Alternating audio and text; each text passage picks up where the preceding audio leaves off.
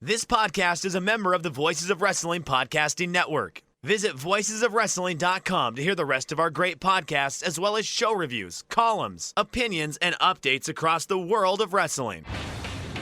TNA is the best wrestling in the whole world. Oh shit! It's Vince Russo! Oh yeah, you could be king of these nuts. You know what I'm saying? I am the Heartbreak Kid, Shawn Michaels. Cousin. That's about some unadulterated bullshit. This is BS! This sucks! I've lost my objectivity and I don't give a damn! Welcome everybody to You've Got to Be Kidding Me, episode number 18, where we cover TNA history 1 month at a time. This episode we're covering November 2003 in the company that is TNA Wrestling. I'm Garrett Kidney. I'm joined as always by my Butch co-host Liam Jones. Liam, hello. And I'm joined by my Budge co-host. Boom! It's all about the Butch. That was a very good tweet. Did you see that tweet? I did see that tweet. Well done, John Silver. Good job. I mean, listen, it's stupid, but like, who can care? Pete Dunne probably, but I feel bad for Pete, but like, that's about it. Because, listen, not to read too much into the man's facial expressions, but it did look like he was not digging it whatsoever. Yeah, and like, you know, people who work for other companies are allowed to enjoy the other companies, but like, you know, my man was tweeting about Regal and stuff, so he was watching that, he was watching Revolution, you know, he's like, oh, maybe I made the wrong choice. And then he's called up the TV and it's like, oh, we finally got your character. You're going to be Butch. No last name. Not even Butch Dunne. Just Butch. Yeah. It must be frustrating to be a pawn in the whims of a old man's comedy bits. And here's your little hat. And you'll make a bunch of faces. And then not to mention, like, obviously this is much, much worse, but they call up, come in this character, and then immediately you're involved in a match where Big E gets his neck broken. Yeah.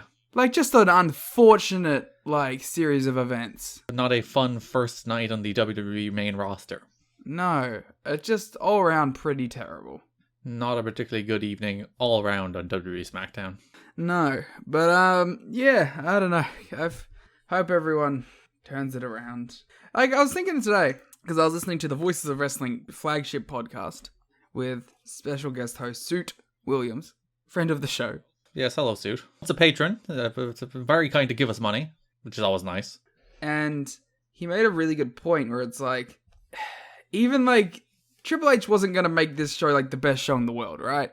But like, at least if Raw and SmackDown were NXT, things would be pretty fun, you know? Like, at least they had a clear vision, and they had an identity, even if that wasn't an identity that, like, a lot of people vibed with. And they had focus on guys, and they let guys be themselves for the most part. So, like, at least we would have had that at the top level. And for all its faults, it was a wrestling show. Yeah! That's the upsetting bit. Is like, even if it would, you know, probably wouldn't have... I mean, no wrestling company's going to always be for you, always, you know what I mean? There's always going to be something that you're like, this doesn't do it for me right now. But it would have been better than the alternative. Yes, because we see the alternative every week, and we can say demonstrably anything is better than the alternative, frankly. Yeah, at least with, like, NXT, even though I wasn't a weekly watcher once we had finished Wednesday War Games, like, I'd still parachute in for things. You don't parachute into 2.0 now? No, I only time I watched it was because I was like, okay, what does it actually look like now? Funny memes. Dolph Ziggler, NXT champ. Oh yeah. Which like I don't even think is like necessarily like I like Dolph, so I'm fine with Dolph being a champ or something. But it's like, what a weird turn of events more than anything. More than like funny to me, it's just a weird thing. Because yeah, they did the hard pivot that this is no longer the indie cool guy show, and it's now the weird Vince Russo spin-off with a bunch of people who are very inexperienced.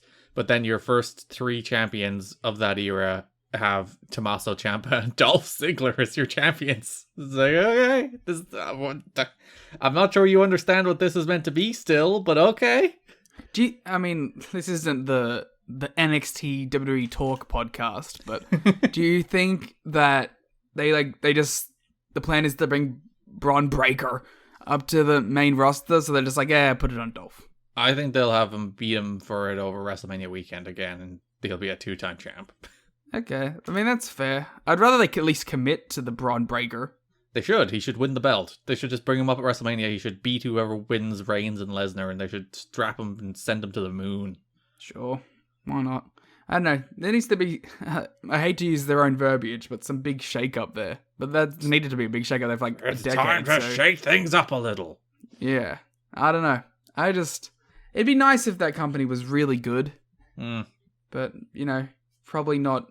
I mean, I always say, like, 5 years and a decade or a millennia in this business, so I'm interested in seeing where with this company, or what it even looks like in the next decade. Because it's gonna be completely different from now. So other than WWE, is there anything else going on in your life? I played WWE 2K22. Okay. I'm going to ask you a very specific question that I need you to answer. Sure. Taking out the fact that it's improved from the previous very bad version, is it actually a good video game? I think, gameplay-wise, it is a good professional wrestling video game. My only big negative on it is it doesn't have a lot of meat on the bones. So wait till next year? I mean, it feels like it's a really good skeleton for next year. But I think they put a lot of effort into it. You can tell they put a ton of effort. Almost like their jobs are on the line for it. But the gameplay is really, really fun. The gameplay is clearly the thing that's far and away the best thing about it. But everything else, I wish there was a little more to it. Like, I like GM mode. I've been playing a bit of GM mode. I think it's pretty fun. But I just want a bit more of it, And I like Universe, but I'd like a little bit more of it. And I like the showcase, but I'd like another showcase, it's a one and done playthrough of that.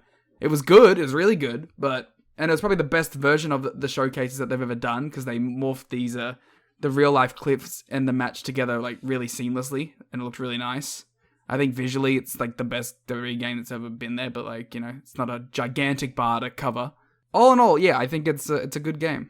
That being said, I don't think you would be completely out of your rides or anything to wait for another year to see where it develops, or wait to see until it goes on special or something like that.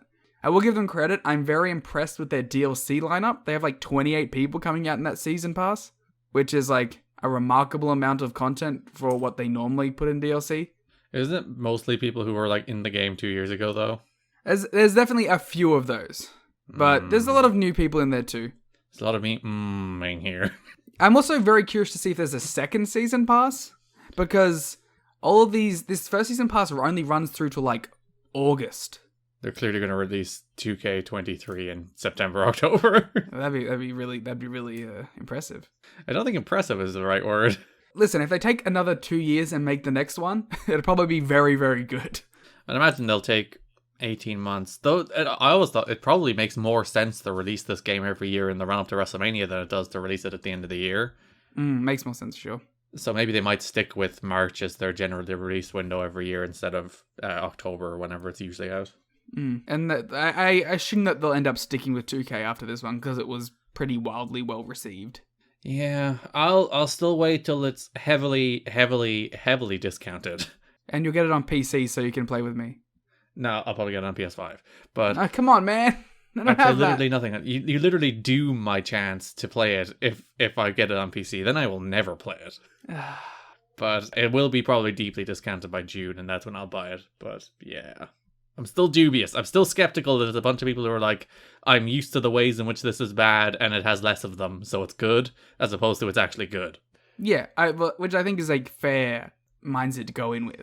Because, very clearly it is a gigantic improvement, and that is its main thing here, is that, they fixed a lot of the problems with it. They made the gameplay actually fun to play.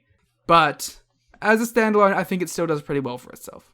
Because, I don't know, the pantheon of top wrestling games, it's, it's not up in the tippity top, but it's probably only a notch or two below.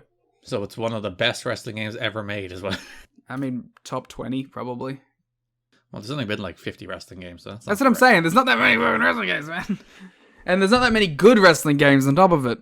It's up there with the best 2K releases. That's a low bar. There's some good ones in there.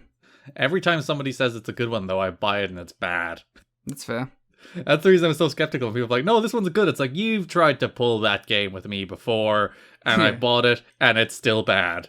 Yeah, but I think also if you're going in with like, I'm gonna not like this, you're probably just not gonna like it.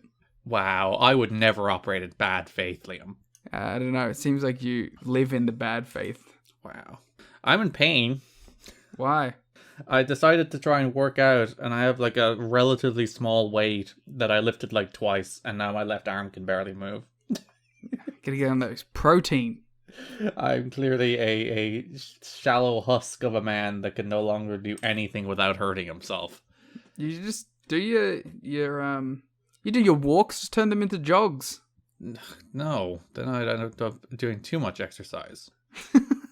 Don't think you can do too much exercise when the equivalent is just walking. But walking is fine. Walking is basically not even exercise. That's what I'm saying. If you just turn like half of it into exercise, you'll be set. No. Yeah. So yeah, I'm just sitting here in a degree of discomfort. Anytime I straighten my arm out, it's like, it's not like super sore, but it's just uncomfortable. Mm. So that's my suffering. Speaking of suffering. What a pivot. The month that is November 2003 in TNA Wrestling, Liam. Full of suffering. It kinda is, isn't it? I don't know. I didn't mind this one. Maybe it's just because we came off a really, really, really bad one. Yeah. But ironically, I think the worst show of the month is the one we did the watch along for. Sure is. If you go to tnachat.com and listen to our watch along of NWA-TNA pay-per-view number 70, which would frankly, I would encourage you not to do. But I mean, do it if you're like Schadenfreude. Like, if you just want to hear pain and suffering. if you would like to hear two people get just so incredibly bored by a show that they will entertain themselves with literally anything else, Yeah, live tweets of the MSG show. or watching Sacrifice on another screen, that's what NWA-TNA pay-per-view number 70's watch along at tnachat.com is for you.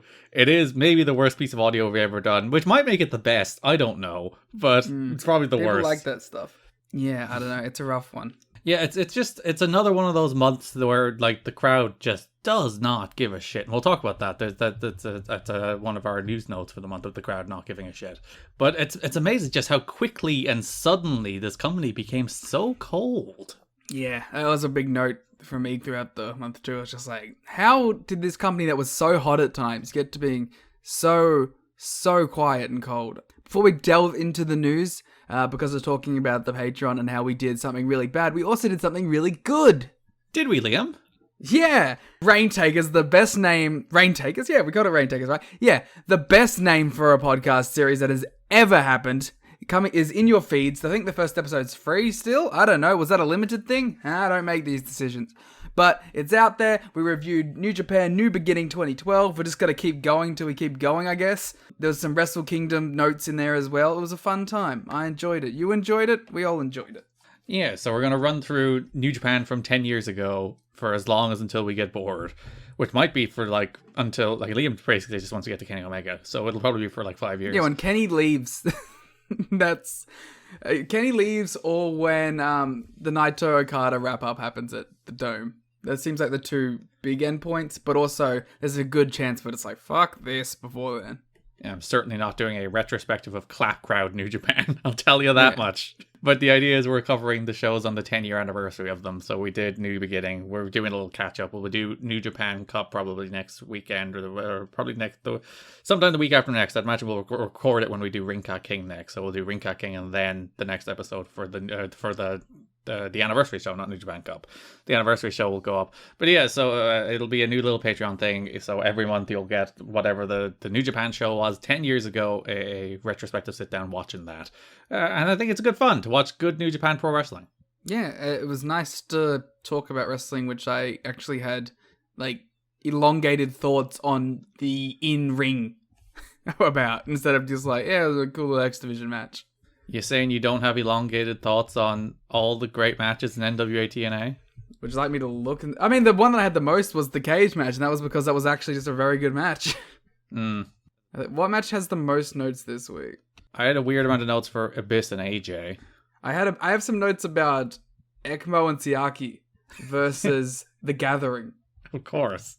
By note, I mean note. So yeah, that's sitting in the Patreon feed, tnachat.com, patreon.com/gettingme. And as Leah mentioned, it's free. The first episode is free. So if you'd like to listen to our episode about New Beginning 2012, featuring the Rainmaker shock, featuring Okada becoming IWGP Heavyweight Champion, you can go listen to that at patreon.com/gettingme or tnachat.com. And you can try it out. And maybe if you like it, you can subscribe and you'll get more. Ooh, yeah, if more people subscribe, we'll do more things. Yeah. Yeah, if you pay us more money, you'll get more things. We should add one of those gimmick ones that's like, 10 grand a month. And if you do it, we'll be your friend. I don't know. Yeah, parasocial relationships. That's what this is all built on, right? Oh, God, if we could monetize it in a second. Isn't that right? Best friends. That's what we call our audience. Oh, I thought they were taking shots at Chuck Taylor. No, not quite. So that takes us into the news for the month. The first story of which is something we'll also talk about when we're talking about the stuff on the shows themselves. But that is TNA bringing in Lex Luger. Sure. So this was not long removed from the death of Miss Elizabeth, who was living with Lex Luger at the time, and Lex Luger was being investigated for potential murder. And it was quite controversial. People were not entirely pleased. Like on May 1st, 2003, Elizabeth died in their townhouse they shared in Marietta after mixing pills of hydrocodone and alprozomax with vodka. Luger was arrested after a search of the residence revealed a number of illicit controlled substances, including anabolic steroids, oxycodone, synthetic growth hormone, testosterone, and alprazolam. Not a drug names. I can't pronounce drug names. He was charged with 13 felony counts of drug possession, released the following day. But Miss Elizabeth's death was eventually ruled an accidental death. But this was right in the height of the aftermath of that. So TNA was considered quite controversial to actually bring in Lex Luger. Not exactly a peak time. And it, because it just always feels like, hey, we're going to try and profit off this news story, this horrific event, which is never a good look. Yeah, and by all accounts, WWE did a lot of weird coverage of this, because Luger's 911 call was played over and over again on WWE Confidential. That's insane. And yeah, when you think about what modern WWE is, and then to think they were playing the 911 call on one of their internet shows, it's mad. Back in 2003, a different world. Yeah, I don't know much about this. Yeah, and headlines were shown sensationally during WWE TV, insinuating Liz's death may have been the result of a suicide or homicide long after authorities had ruled that out. So there was a bunch of stuff like that. What the fuck? Yeah, WWE, very strange and bad company. But I'm with you. I'm the last person. I can't really speak authoritatively to the death of Miss Elizabeth or the circumstances around that. So I will leave that to other people. I will simply suggest that, not even suggest, I will say that there was a great deal of controversy around their decision to book Lex Luger in a tag team match. It was him and Jeff Jarrett against AJ Styles and Sting for the main event of the second show of the month. So they decided to bring in Lex Luger, and it created so much controversy that, for the first time, I think in TNA history, Dixie Carter actually released a statement about it. I don't feel like it would be appropriate for me to read this statement in her voice, so I will bow out from this one. He will wait until the next Dixie press release in order to... Yeah, until there's a more fun one. So Dixie's full statement: it is rare that TNA ever responds to media, no matter how off it may be from the fact, but we strongly believe it is appropriate at this time to address what is being said about Lex Luger appearing on our November 12th pay-per-view telecast. TNA is about opportunity for wrestlers new and established. For the fans, TNA provides a weekly program that showcases today's hottest talent, introduces the stars of tomorrow, and provides the opportunity to re-experience wrestling icons. Since its inception, TNA has paid homage to the NWA legends who have laid the foundation for the company. As far as TNA is considered, we could not be more proud of our entire roster who give their heart and soul week after week to build this special group. We believe in being compassionate and giving guys a chance, from new, incredibly talented young men to veterans who may need lifting up when trying to change their lives. Surrounding a man with the kind of environment we enjoy backstage at TNA can only be considered a good thing. We are about accentuating the positive, not the negative. Literally ripping the Paul Heyman quote out there. When our talent approaches management and recommends giving someone an opportunity, we listen, and that is the case with Lex Luger as well as others. The success of bringing Lex to TNA won't be measured with pay-per-view buys, then what's the point of booking him? It will be measured by what a man does with an opportunity given. As a company, if any talent becomes a negative force in the locker room, then they are no longer welcome to be part of our team, and that has been proven on occasion and will continue to be our manner of operation. The Ultimate X match, Raven's Clockwork Orange House of Fun, and the current X Triple Chance tournament are the kinds of things created to generate buzz and increase buys for TNA, because it's outstanding wrestling in a unique format. Really? About the Triple Chance X Division? Alright. But to take advantage of a difficult point in someone's life is not practice of our company. Our philosophy may be uncommon in the wrestling business, but our goal is to create a different kind of company inside the ring and out. Okay, so my first half of that statement is complete nothing, so you can ignore that. The second half of it's pretty eye-rolly, like talking about your wonderful backstage environment, which we just know isn't true at this point. Like, we've read over what's happened backstage in TNA over the last year. We know what things will take place over the rest of the history of the company, but I also get the point. But then the thing that you have to realize here is that's not the point people are trying to make with this either. They're not saying you can't bring people in and give them second chances. They're saying don't do it in the middle of the story. Yeah. Like, if you had have waited and there was more time and people had come to the conclusions that they came to eventually, like, sure, like, you can do sort of something like this. But to do it in that moment with everything still going on, it's grimy.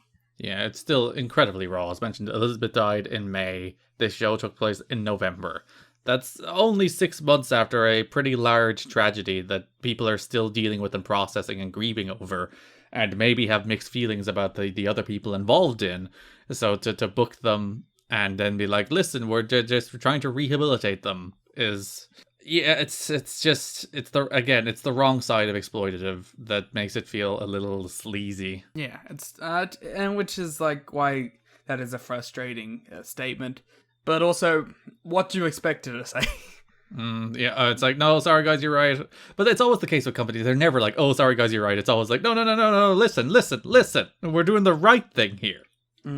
Dixie does allude to it in that quote that she does give people chances that are recommended to them. There's a reason they booked Lex Luger. He was recommended to them by Sting. I had assumed it was Sting's recommendation. So from Dave Meltzer and the Wrestling Observer, it was a big shock to almost everyone that Lex Luger was being brought in for the November 12th pay-per-view in a tag team match with Jarrett versus Styles and Sting. This was almost 100% Sting's doing. Sting strongly asked for the favor but didn't demand it. Sting wanted to help Luger as the two have a long history together, to the point that he arranged his flight from Los Angeles to Atlanta instead of Nashville so he could pick Luger up and drive with him to the show. The original plan was for Abyss to be in the Luger slot, but obviously once they booked Luger, they put Luger in there instead. There was a lot more like playing the man, not the ball stuff involved in this as well, where there was a lot of like, oh, this is disrespectful to the people who helped build NWA-TNA. It's like, fuck off with that, really, though. Yeah, who cares about that? Because, like, the core of this company has always been an element of, well, it's surprises, it's freaking Perry Saturn showing up, it's Roddy Piper showing up, it's Sting showing up. We're literally in the midst of 2 months of Hulk Hogan not coming to the company and the company bending over backwards to try and appeal and pander to Hulk Hogan. The Road Warriors showing up, David Flair showing up. This company was built on this idea anyone can show up at any time. Yeah, so like the whole idea of NWA-TNA over the nearly a year and a half we've covered it so far has been people showing up as surprises. So like you might not like Lex Luger, you might not like the circumstances around Lex Luger. Don't sit in your high horse and pretend it's like, oh, it's a slap into the face to the young guys who are building the company, that it's a show of non-confidence in those people. It's like, no, it's not. Go away. This is the longest plane flying over me that I've ever heard in my life. It's been going on for like a minute. Is it just circling your house? I can still hear it. Is it like Liam's recording a podcast? Let's just fly a plane around his house in circles. Yeah, maybe it's a drone that's like listening in. Trying to get the podcast early. It's like, oh, this podcast has already been late enough as it is. We need to get the early you've got to be kidding me scoops. Maybe it's Suit. He knew. He's like, I want to know what's going on in the podcast. Want to know what they're saying about me. My Suit senses are tingling. We'll talk more about this Lex Luger story when we get to the actual stuff in the shows themselves and whether or not Luger was any good and what the build to him having the match was itself. But needless to say, one of the bigger controversies in TNA history, the Dixie Carter actually released a statement for the first time in TNA history about this. One of the biggest controversies in TNA history so far. Well, yes. It will be lapped at some point. So, Hulk Hogan update for the month, Liam. Oh, can I guess the update without reading it? Go on. Is it that he won't be coming in? No, we haven't come to that stage yet. Oh! Yes. What a twist! There are swerves and twists to this story. You have to wait till December until we're like, no, he's not coming in. I mean, I know that he's not coming in. We're still in November now, so we're still in the, hey, we're still flirting with each other. That show's definitely still happening in February, right? Yeah, definitely, yeah! But everyone knew. Hulk Hogan had his knee surgery on October 31st, according to a source with knowledge of the situation. The same source reports that many of the TNA office structure now view Hogan's knee surgery as a blessing in disguise because it gave the company time to properly prepare for the pay-per-view event. Most in the office don't believe that Hogan elected to have the surgery simply to delay the pay-per-view. Oh, guys. Oh. Oh no, he really loves me. Instead, they believe he was having legitimate knee problems that required the immediate surgery. Why would Hogan go through with the big angle in Japan and get everything started just to back out? Asked one observer who believes Hogan's surgery could not wait until after the pay-per-view. Mm-hmm. I think because he was perfectly fine shooting something where he was already doing something in Japan, as opposed to having to actually go and work for TNA. He'll just do the angle and yeah, sure, and then hope that WWE still come calling, and they still didn't. Yeah, because it's news. It's keeping his name in the headlines. Again, in the, oh, you poor souls. There is also talk in TNA that Hogan is planning to work long-term with the company. Well, eventually he does, to be fair. Yeah, just very long-term. And he's not going to start for a while. And he was so loved for the entire run there. There has been plenty of discussions between Hogan and TNA about working together on an overseas tour, which both parties feel would draw well because of Hogan's star power overseas. As of now, Hogan is only committed to work the pay-per-view, which is tentatively scheduled for late February. One TNA source wouldn't rule out the possibility of Hogan agreeing to return to WWE for WrestleMania 20 for a major payoff, but the source added that Hogan working WrestleMania wouldn't necessarily mean he couldn't work with TNA after that event. If anything, TNA officials believe Hogan would be a bigger draw after appearing at WrestleMania, which I guess they're not wrong. That would make sense. But also, he's probably not going to appear in TNA after doing WWE's biggest show of the year. That depends. And he didn't do Mania at the time. He returned the year after in 2005, which was the Vince match, wasn't it? 2005? Not my era, unfortunately. I'm pretty sure that was the Hogan-Vince match they returned for. And they played off of all of this, that Vince and Hogan had a falling out in 2003. Vince is always smart with Hogan. Like, eventually he knew it's like, we can bring him in for like a year, 6 months, do like a couple things with him, then we gotta get him back out there again because we can't let him fester. We have to keep bringing him in, kicking him out, bringing him in, kicking him out. He knows he's too much of a political force to leave for too long, or else he'll like rot the entire company from within. Or even like he'll build his clique, you know. You can come in, you can wrestle me, you can wrestle Sean, then we'll let you go again, then we'll bring you back and let you go again. Yeah. You come in, you can work with Edge, you can do the Mr. America thing, then you're gone again. You got the red, white, and blue running through your veins, Liam. Don't I know it. A note I found quite funny. New Japan's October 18th TV was a 2-hour show covering the October 13th Tokyo Dome. Then they aired the Hogan Jeff Jarrett angle. The Japanese angle was a little different from the TNA version. Oh! This showed a lot more, as Chono not only made the save, but beat the piss out of Jarrett. Hogan thanked Chono, and they left together talking, and it was way more to put over Chono and Hogan on the same side. That's very funny. I would have liked to have seen that full extended cut. Of Chono running back to just beat the hell out of Jarrett. You know what's funny? I would be very interested in a 2003 Chono Jarrett match. Just because it wouldn't be great, but it'd be fun for me to see. I would love to see what the negotiations for this angle were, where it's like, alright, he's going to come in, he's going to hit Hogan with the guitar and leave, and that's our angle. And then I guess he comes back and Chono beats him up, and that's your angle? Sound good? I want to see that. And yeah, you're right, the political dynamic of that is interesting because, well, they also just like, we in no way have any plan of bringing Jarrett to Japan at all. So it's going to be very confusing for some of the Japanese fans who are like, all right, clearly Jarrett's coming in, I guess. So we need to make it very clear that this is just a nerd that Chono beats up and is never being seen again. And the point of this angle is that Hogan and Chono are pals after their match. Imagine if they just did that now. Like, Mance Warner, right? Comes in, lays out some big, I'm trying to think, Moxley, right? Lays out Moxley in New Japan, and we just never see him ever again, and then they go wrestle their GCW match. Yeah, that'd be cool. Just, what a weird dynamic that would be. I guess it can't really happen these days where New Japan is a global company. Like it's fine to have an angle for America and an angle for Japan in 2003, where realistically the majority of Americans aren't going to see the angle for Japan, and the majority of Japanese people. I don't even necessarily mean the split angles. I just mean the idea of, here's a guy showing up and doing something, and we're never going to book him again. Yeah. Well, until 2015 when he joins the Bullet Club. Yeah, it doesn't count. There's long-term stories everywhere, Liam. It's funny that that's Jarrett and Hogan.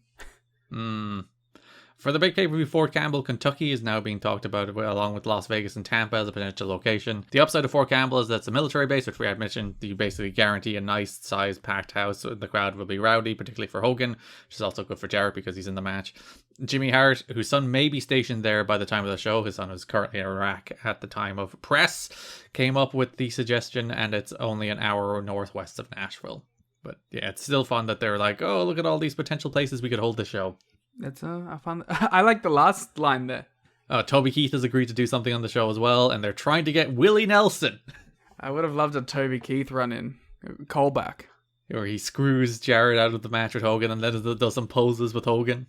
That would 100% been the finish, right? Yes. Or at the very least, they would have done some sort of like post-match angle with Toby Keith. Or maybe Toby Keith turns on Hogan and it's Toby Keith and Jeff Jarrett against Willie Nelson and Hulk Hogan. Oh, that'd be brutal. If that match had have happened, they were gonna start it with like Jarrett laying down, right? Oh, that's absolutely. And then Hogan does the pose in the crucifixion and then does pin him and Jarrett kicks out. Yeah. Or like Hogan's just confused and goes, oh, brother, I'm not doing it.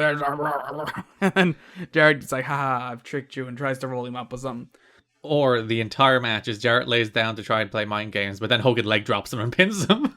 That would be the best, actually. That'd be a great finish. And then he does his poses, and he's only done a leg drop with the red, white, and blue is running through his veins, and he leaves. No, then Jarrett attacks Toby Keith save. And then he's the NWA champion, just having done one move. I would be into that. Before, of course, he drops the NWA title to Raven. Ooh, oh, imagine the big Raven-Hogan feud. Honestly, I would have loved Hogan to win that belt here in 2003 TNA, just for like the political trying to get the belt off of him. Yeah. Like, imagine that. Imagine the negotiations of trying to get him to lose to somebody. He would have vacated due to injury or something. Yeah, because, like, especially somebody other than Jarrett, because, like, he's not losing to Styles. He's not losing to Raven. He might lose it to Sting. Yeah, I think that's about the only person you could get him to do a job to. Drop it to Sting. Sting drops it to Jarrett. Jarrett drops it to Raven. Or Sting just drops it to Raven. Sting ain't dropping it to Raven. I think Sting would drop it to Raven. That'd be a cool match. In the 2004 NWA, I guess by this time it would have been. So yeah, we'll have more on Hogan next month as the negotiations finally eventually do break down. I would have loved to have seen this alternate reality. I think we said because we talked about this extensively last month, of course. It was the only thing to talk about last month. Yeah, but there's 2 separate segments on YouTube, both of which are 40 minutes for just talking about Hogan. So like we talked about that for nearly an hour and a half on our last episode. But I do think Hogan entering TNA in 2003 is a lot more interesting than Hogan entering TNA in 2010 turned out to be. Because one, he's young enough and healthy enough that he will probably be able to have more than one match. Like if he wrestled Jarrett, he'd probably be able to have a couple matches at least and be like a semi-regular. But also, as we mentioned, there's just nothing for TNA to lose. Like this company has nothing going on for it at the moment. It's not like 2009 where it has all these cool young wrestlers and an identity and like big stars. Now it's just like they desperately need something, and Hogan would have given them something, and it would have been interesting to see play out. Probably would have helped them get TV. And like, let's be real, it's not their money at this point. That's true, it's Panda's, so you might as well throw it at Hogan. Yeah, if you have the opportunity. But it was not meant to be. I wonder if like it would have kicked things off for them in any sort of way. I doubt it. I think he would have worked a couple of big pay-per-view matches that would have done a number and would have been good for the company. but then probably, as you mentioned, vacated the belt because of injury and was never seen again. I also think that there's a legitimate chance if Hogan comes in, this company isn't alive through some sort of long-term butterfly effect spiraling. Because it happened again in 2010, where the crowds, after the first couple of months of Hogan, were just so dead. There was nothing going on. And it happened here in October 2003 as well, and November, where Hogan was flirting with the company and suddenly the crowds just gave up on life. Yeah. Is there a thing about Hogan and this company where, like, it just sucks the life out of it? Even if he doesn't show up, in the case of 2003, it just sucks the life out of it. Do you think people just have a Hogan fatigue at this point? Yeah, and coming off of WCW, where, like, I think even at this stage, people were very much blaming Hogan as one of the primary causes of the death of WCW and his endless politicking and his refusal to lose to anybody. So, him protecting his spot and his cronies protecting their spots in WCW, it was widely accepted as one of the bigger reasons WCW died. So maybe a bunch of people looking at TNA and seeing Hogan come in as like, oh, it's just going to go the way of WCW again. It's not like they had a lot go on for them, but anything they did, it's just the Hulk Hogan show now, isn't it? It's interesting. And like, that is a fair criticism because they made it the Hulk Hogan show before he even showed up. Everything about this show is Hulk Hogan. Every Jeff Jarrett promo is about Hulk Hogan for 2 months now. I think that's also a differentiating factor as well. Because, like, when he was doing these WWE shots at this time, he was just a part of the show. With this, he's the whole show. Yeah. And I think that's a different aspect to it, too. We will have more on Hogan talking about the shows themselves and more on Hogan on our next episode to cover in December. So I think we were talking about very early on this show about offering bundles. TNA aren't doing that. NWA-TNA announced a new price structure for its weekly pay-per-views. Customers can pay an entire month's worth of pay-per-views for the same price as one WWE pay-per-view, $34.95. It's probably not worth it. Like, you're probably better off just getting 2003 Backlash or whatever. To see The Rock against Bill Goldberg. Yeah, what was the pay-per-view of this week? Of this month? It would have been Survivor Series. It would have been November. It's always a fun game. So it would have been the Survivor Series where Goldberg lost the belt? Let's find out, Garrett, because it's our return of our favourite segment. It's me asking you, what happened on the WWE show of this month? Alright, Garrett, you have 7 matches. Oh, God. I don't know any. Like, there's the Elimination Chamber. There is not the Elimination Chamber. Is that not that show? Well, I'm doomed. 2003 Survivor Series from the American Airlines Center with an attendance of 13,487 people and a buy rate of 450,000. We have in your main event, Goldberg defeating Triple H with Ric Flair. Your semi-main event, Mr. McMahon defeating The Undertaker. In your semi-main event, Team Bischoff defeating Team Austin and losing him his job. Oh, that's like the best Survivor Series match of all time as well, though. It's a real good one. That's the one with the Shawn performance at the end. Mm-hmm. Yeah, that match rules. That one that's a Survivor Series match with real emotion there. That's probably the best Survivor Series match of all time. We had the Bashams defeating Los Guerreros. The show was rough otherwise. Kane defeating Shane McMahon in an ambulance match. Oh, he did like a coast to coast off the ambulance, didn't he? The only thing I remember about the Survivor Series is that it has the cool DVD cover with Shane McMahon on it that says "A Fall from Grace." We had Molly Holly defeating Lita. Sure. And in your opener on the actual show, there was a dark match of Tajiri defeating Jamie Noble for the Cruiserweight title. But the actual opener here, I believe, was Team Angle defeating Team Lesnar. Oh, that's the Lesnar team that's awful as well, isn't it? Can you name me the Team Lesnar team? Alright, I know it was Lesnar and Matt Morgan. That is 2 of 5. Who was around then? Like Nathan Jones? Is Nathan Jones on the team? Nathan Jones is on the team. It's Jindrak? No, Mark Jindrak. I know, because it's a team of useless big guys. O'Hare? No, Sean O'Hare. I'll give you a clue on this one. One of these men we have talked about on a podcast very recently. Oh, the A-Train. The A-Train. But you can listen to us talk about Giant Bernard's last New Japan match at tnachat.com. And us putting him over too. Yeah. And one man. This man is all elite.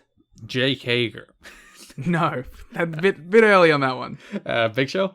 The Big Show. What a team. Of course, losing to the team of Kurt Angle, Bradshaw, Chris Benoit, Hardcore Holly, who AEW now owns his theme song, and John Cena. Oh, 2003 WWE was rough. This is a 14-minute Survivor Series too. Like that show, other than the Shawn match, which, like, again, one of the best Survivor Series elimination matches by far, that show's terrible. Yeah, there's not a real great one here. Maybe all wrestling was bad in November 2003. Maybe it was just a downtime for the business. All right, so as mentioned, the entire month of pay-per-views will now cost $34.95, which you can buy at once, which is a $5 discount on the current rate of $40 if somebody purchases all 4 shows. Also, during months where there are 5 pay-per-views, the price will remain the same, so you'll get essentially a pay-per-view for free on a 5-show month. Wow. I feel bad for those people having to watch another show. Not all cable companies will necessarily offer the deal, though, but requests from fans could make a difference on an individual cable company opting into the program. You said this month was good, and now you're burying it again. No, I was burying the idea of having to watch 5 shows. Which is your favorite thing when we get 5-show months.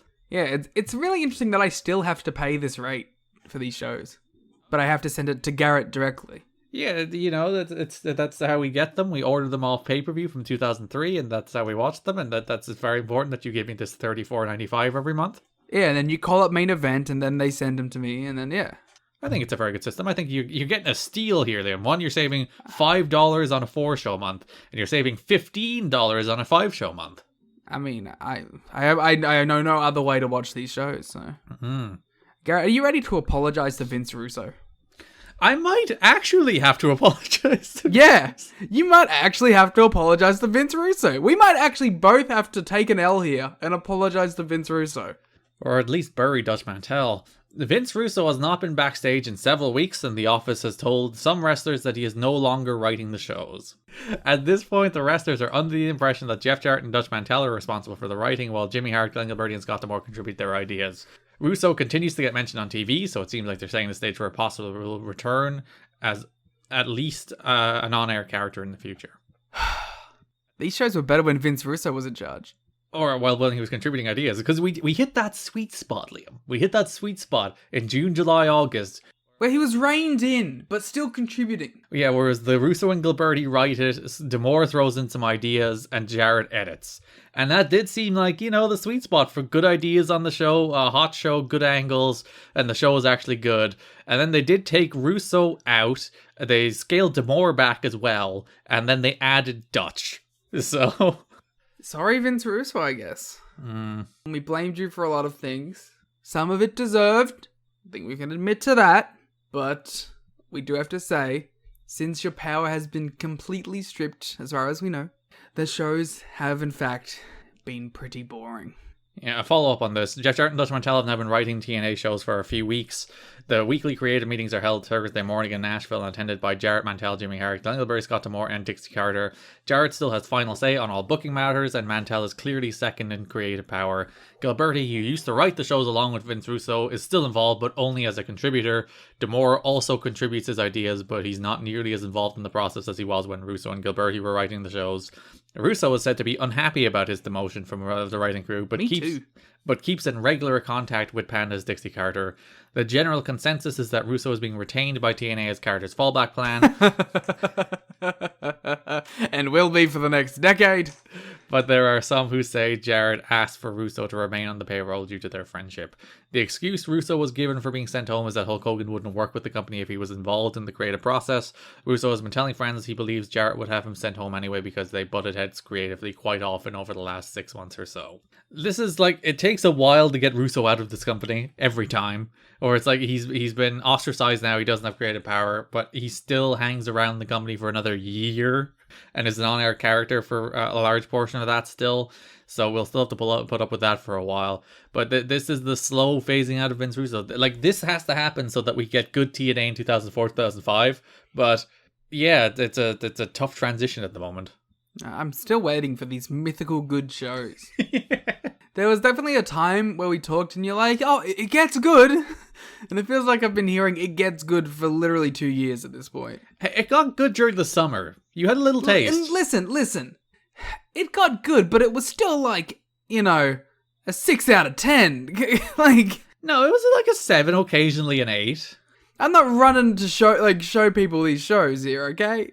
You got like Triple X against AMW. You got like that really good Jarrett Raven title match. You got the Hoovy and Saban stuff. You had everything Dusty Rhodes. You had all the Raven and Shane Douglas stuff. There was a bunch of really good stuff during the summer. I don't know, man. I don't think it was enough to, like, forgive the negatives.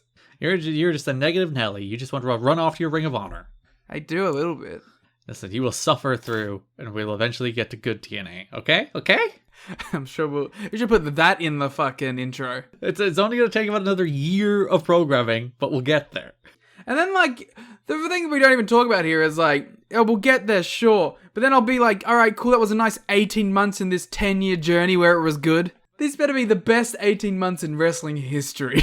But that, like, 7 to 09 is funny bad, though, so that's good. I can handle that at least. You're getting very negative on the show, Liam. Getting? Yeah, I need a more positive attitude from you about TNA, please. Sorry, I'm representing the casual fan here. No, don't you get me started.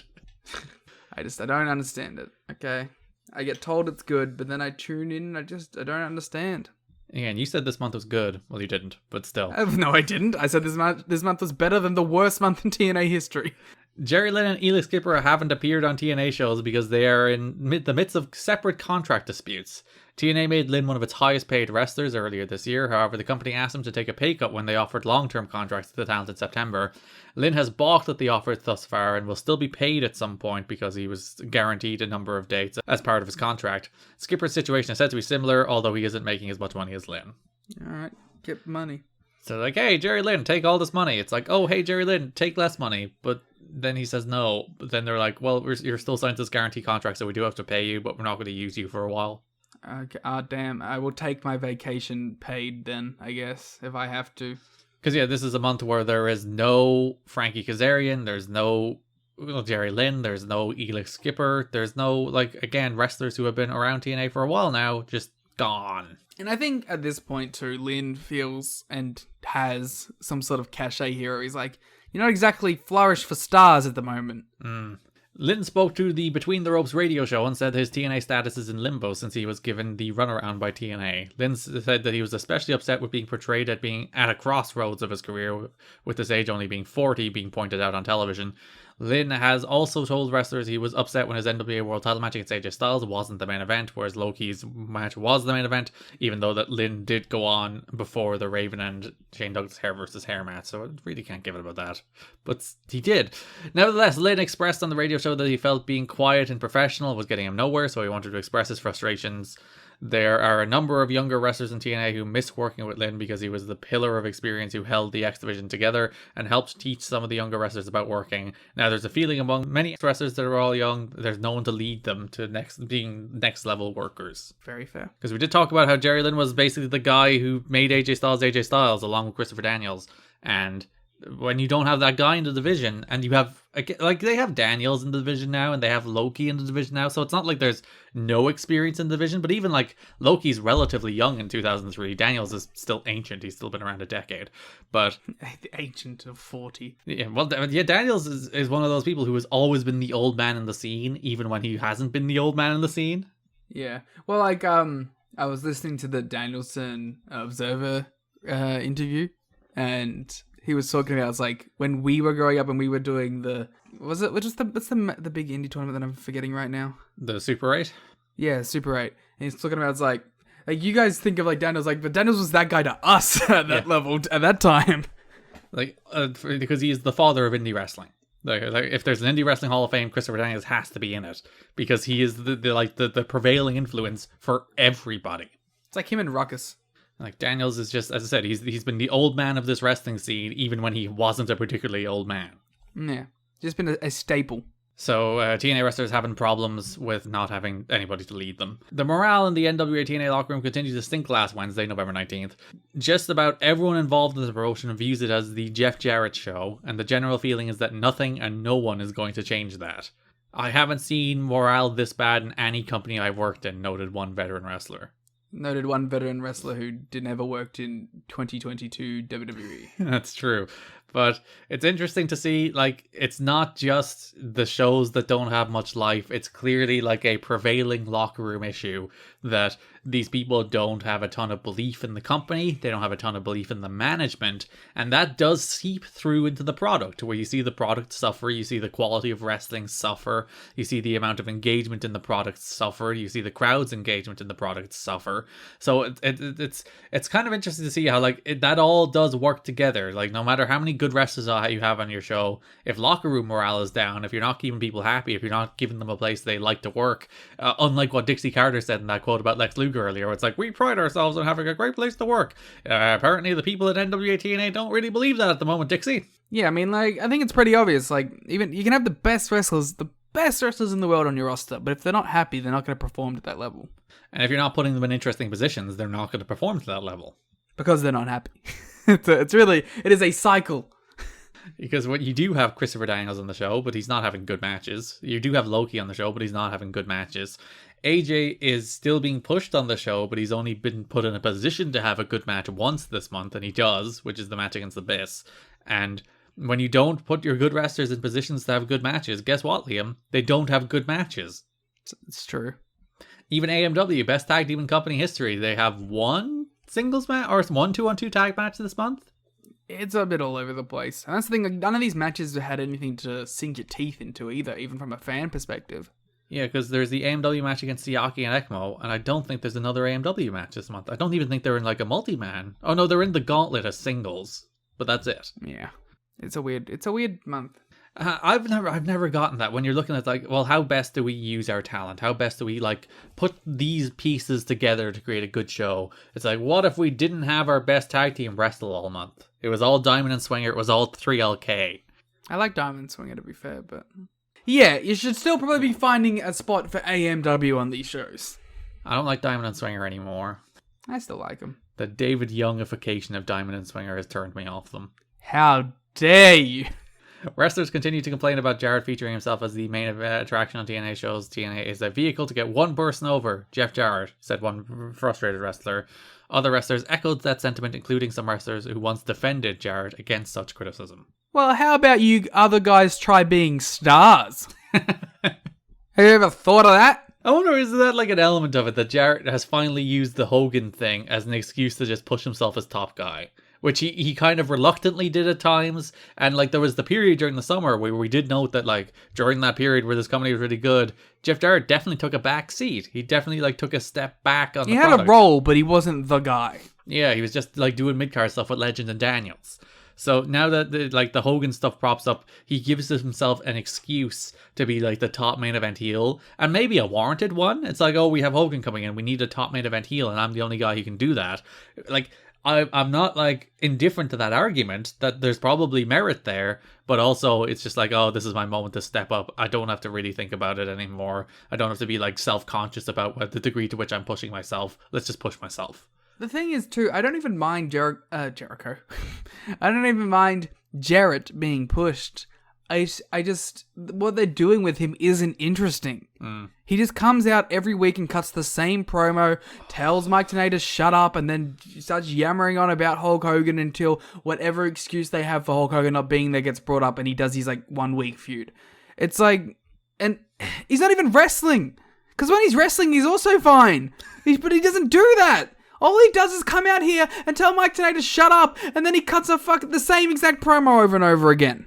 I am so sick of those Jeff Jarrett promos. I'm so sick of them. And they're in the same slot nearly every week, because every week the show opens with a match, and then Jeff Jarrett comes out and he does that same promo where he's like, oh, I brought TNA to Hulk Hogan, but Hulk Hogan's not here, and I injured Hulk Hogan. I'm doing the same promo every single week. It's Slapnuts, guitar, and that just, by the end of this month, I am sick of him. I'm sick of him. I do not want to see him anymore. I don't want to see him getting beat him up. I don't want to see it. It's not heat. I want him off of my television program. I think the problem with this show is, too, it's very stale.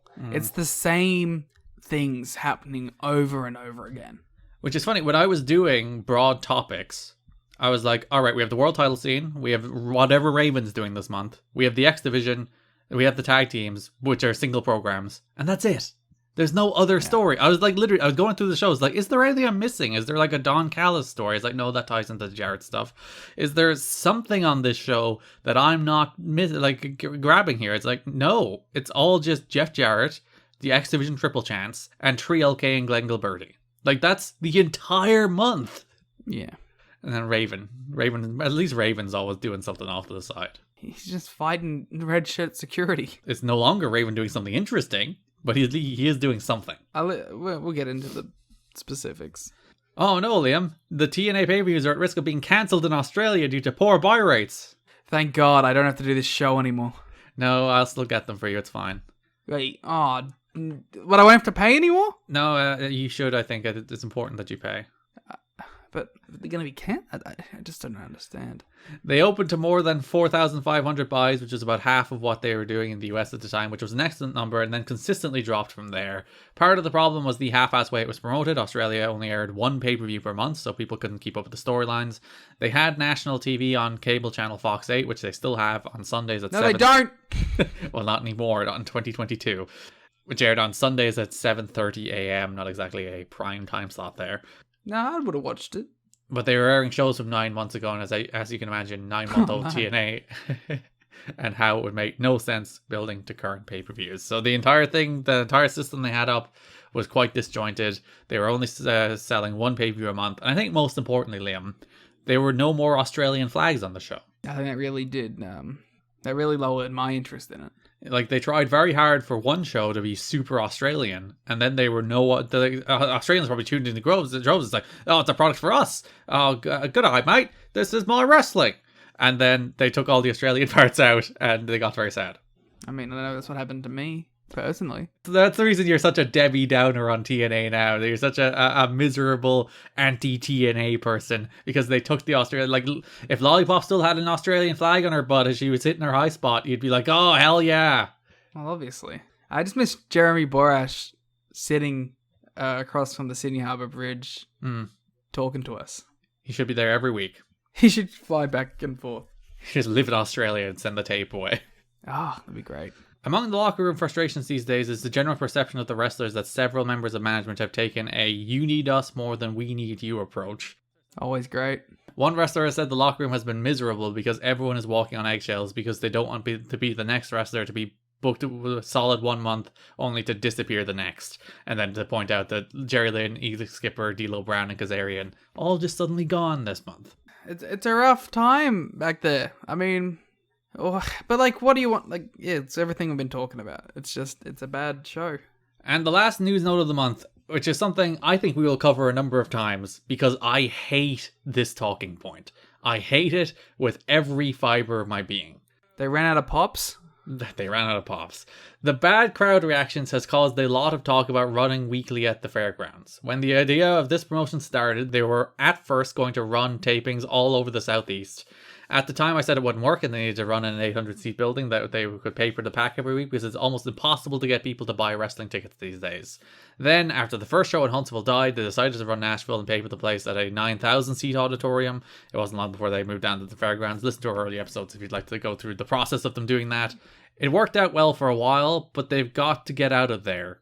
This is from the Wrestling Observer, by the way. This is Dave Meltzer. Hey, Garrett. Mm-hmm. Did you know the problem is that they're in the impact zone? Oh. And they've burnt out the impact zone. Oh. So that's the problem. They need to get out from the impact zone. It's not that the shows are so bad they've burnt the audience. It's that the fucking building is the problem. Every single time. Over and over again in TNA history. It's like, oh, do they burn, as you mentioned, it's the impact zone, it's the asylum. It's like, they've got to get out of running the same building because, oh, it's killing Full the Sail. show. A Full Sail, yeah. It's remarkable, Liam, how during periods where the shows in all of these companies are good in those places, the crowd seems super engaged. Full Sail was one of the most hot buildings in wrestling. The Impact Zone was one of the hottest buildings in wrestling. Remember how much these crowds were going nuts for those near falls in that Raven and Slash match? I do. Remember, I was there. And now, all of a sudden, wow, they're not going crazy anymore. I wonder why that is.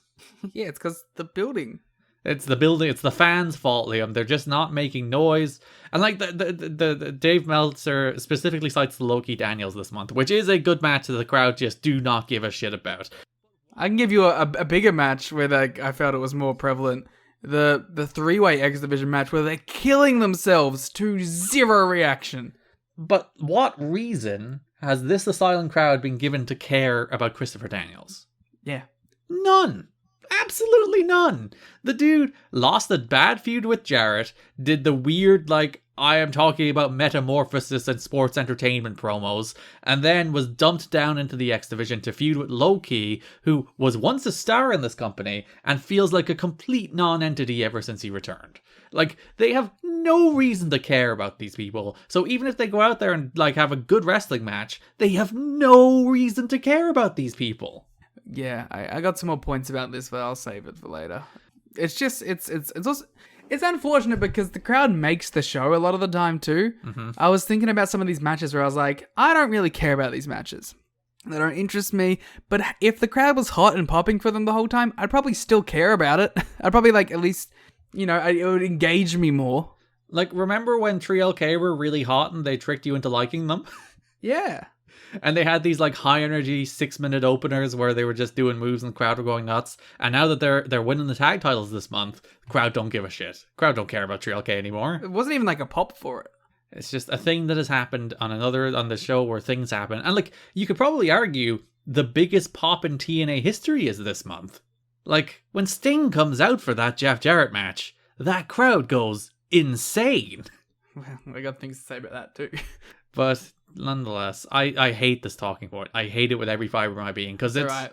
We'll get used to this talking point over every episode from now on. Yeah, it's just such a wrong-headed way to look at it. And like, people were doing it again during Revolution last week. It's like, why are the crowd dead during this Danielson and Moxley match? It's because the work isn't engaging the audience. I hate the idea that the crowd response is just this like mythical thing that's disconnected from the show and the product that's it's related to. And also, for some reason, people put the onus on the fans all the time. Yeah, it's like it's the job of the fans to engage the wrestlers instead of the job of the wrestlers to engage the fans. It's like Chris Hero says, like, I've seen him say it a few times, there's no bad wrestling crowd, there's just bad wrestlers. Yeah, and if you can't get that crowd to react, you just failed at your job that night. Yeah. And there are rare occasions where I'll feel sorry for people who will legitimately bust their ass and get nothing. Oh, you saw that? It's like Danielson Moxley.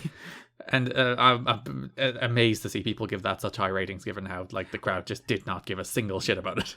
I can only speak from my experiences. That was a match where I didn't care that the crowd wasn't into it because I was into it. Bias. I was watching them beat the shit out of each other and kick each other's heads in and brawl, and I was like, I like this even if the crowd's not into this. And you should have been really into the Daniels and Loki match. Well, no, because the work wasn't as good. Work was better. Loki's better than Moxley. I think that's true. Loki is probably a better wrestler than Moxley. Loki probably peaked higher, but Mox has had way more longevity. Also, Mox is a much bigger star. But also consistency. But yeah, stop it with the fan blaming. It's like, if the audience isn't engaged, that's due to something in the product, nothing else. It's just the easiest thing in the world to just blame your fans for not caring when they don't care because you didn't make them care. But even if like you want to go to the default, like they're tired, well then that's also kind of on you, man. Yeah, you gotta pace your shows. You put this thing together. Run it over 2 nights if you think it's gonna be that bad and you want to get 6 hours of content on there. Like, there's changes that can be made functionally. Yeah, maybe don't do a 17-minute pre-show match if you don't want your crowd to burn out. You know? Maybe? I don't know, just save things, spread things out. Yeah. It's fine. You're a TV company anyway. I mean, like, I'm critiquing one of my favorite pay-per-views, like, of the last decade, so I don't know what I'm doing here, really, but... I've sucked you into that due to being much lower on the show than nearly everybody else. Yeah. I mean, because, like, I think it's easy to hyper-focus on that part of that show, because it was the glaring part of that show. You mean to talk about the bad stuff instead of just conveniently brush over it because you like the company? Yeah, but fine. If it's like an 8 out of 10, like the easier talking point and the point that's going to get brought up always is going to be like the thing that made it, that lost those 2 points instead of the stuff that gave it that 8. And speaking of 8s out of 10s, Liam, let's talk about this month of NWA-TNA. I'm very curious to see what you would give anything on any of these shows an 8 out of 10. The closest we got, I gave Styles and Abyss a 7 out of 10, so that's close. I like that match, actually, but I remember watching it and I was like, this feels like I had just watched Rampage. Oh, again, he's going to be look at Mr. AEW. No. But I was like, oh, this feels exactly like the match you would see opening a Rampage. if this was on Rampage, it would have been 4 stars. But No, it's on NWA-TNA. my whole point. It's only 2 My whole point quarter. was that it was low to mid threes, which is the Rampage staple.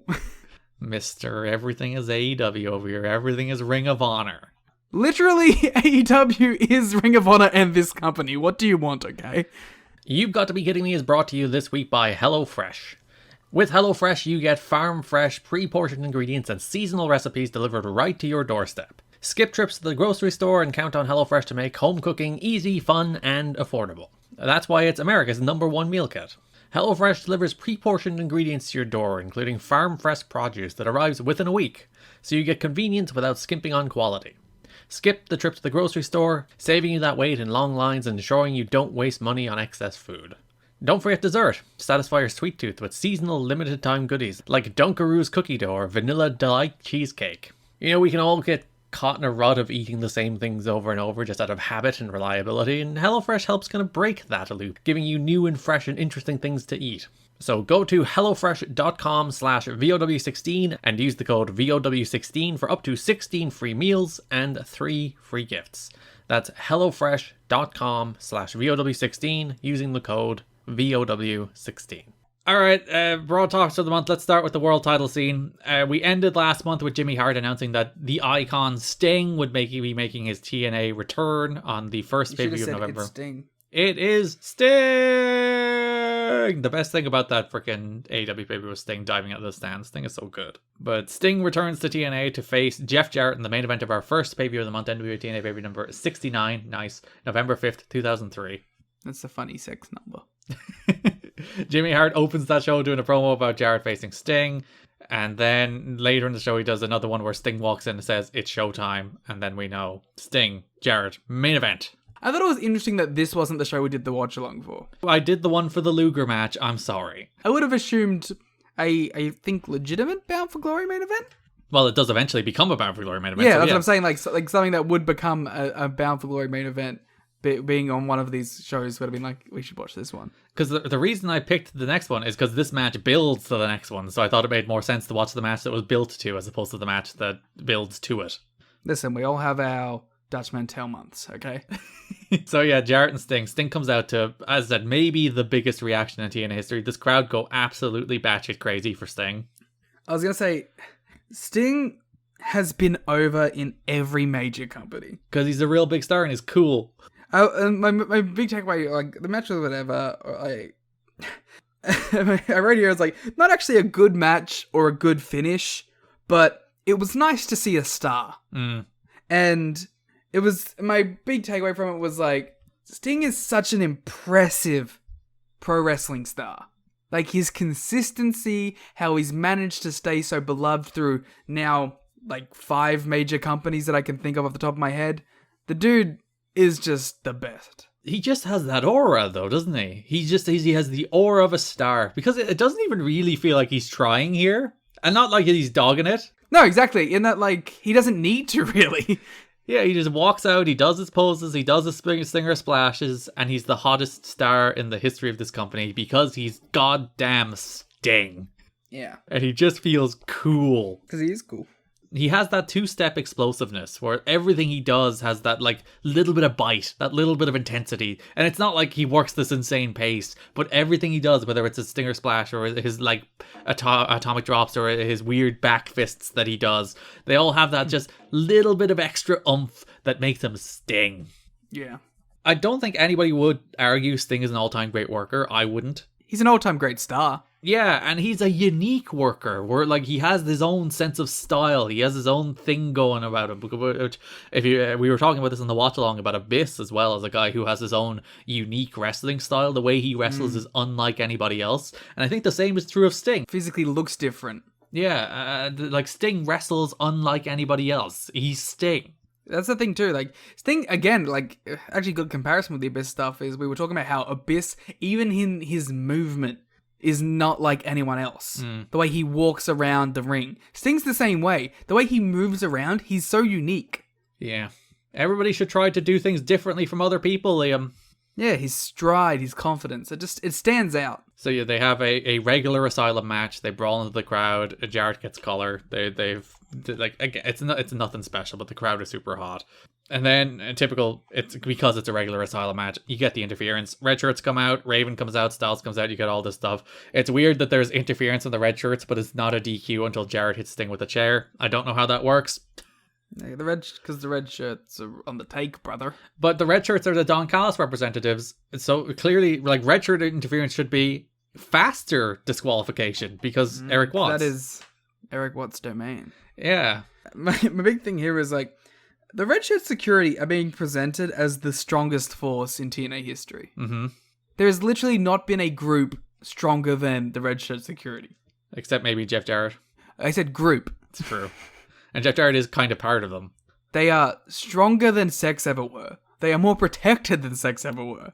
I don't understand it. Why are red shirt security such a big deal? Well, and the thing is, they usually lose their matches. But every segment they're in, they always get their heat back right after the matches too. So it's like, in all the angles they look great because they come out, they always just beat someone up and then drag them out. And then if they lose their matches, they normally beat up the guys after. It's a very weird act of two big, relatively talentless wrestlers being far too overused on a wrestling show. How dare you? 3. Well, we haven't had the added person yet, Liam. Don't you spoil the stories of NWA-TNA for November. No, I assume everyone who is listening to this has done like we have, paid their $40 or whatever to Garrett, and watched these shows.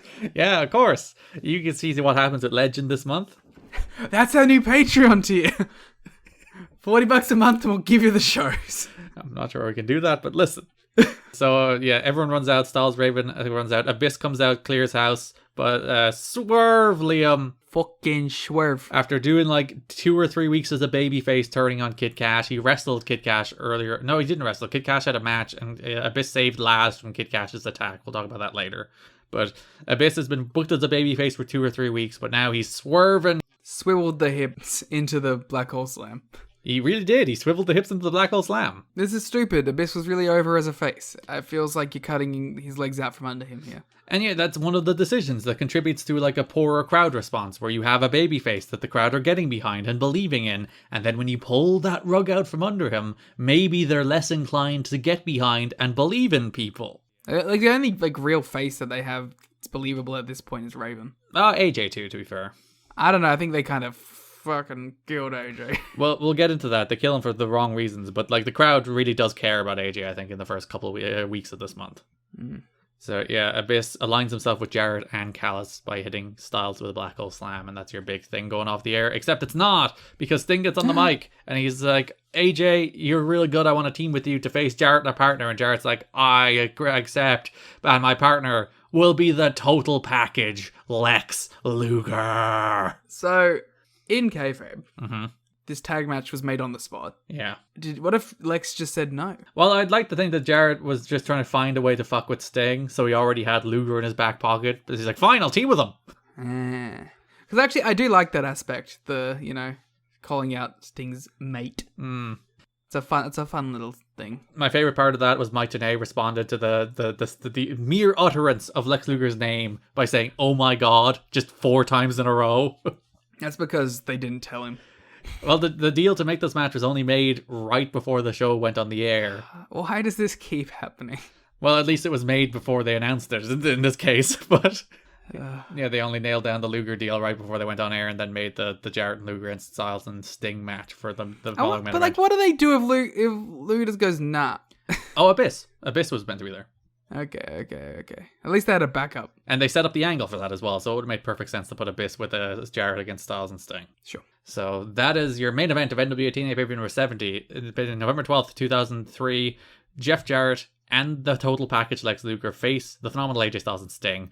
There's a promo earlier in the show where Scott Hudson goes to, well, there's 2 promos. We'll talk about this one before. This is a good month for Scott.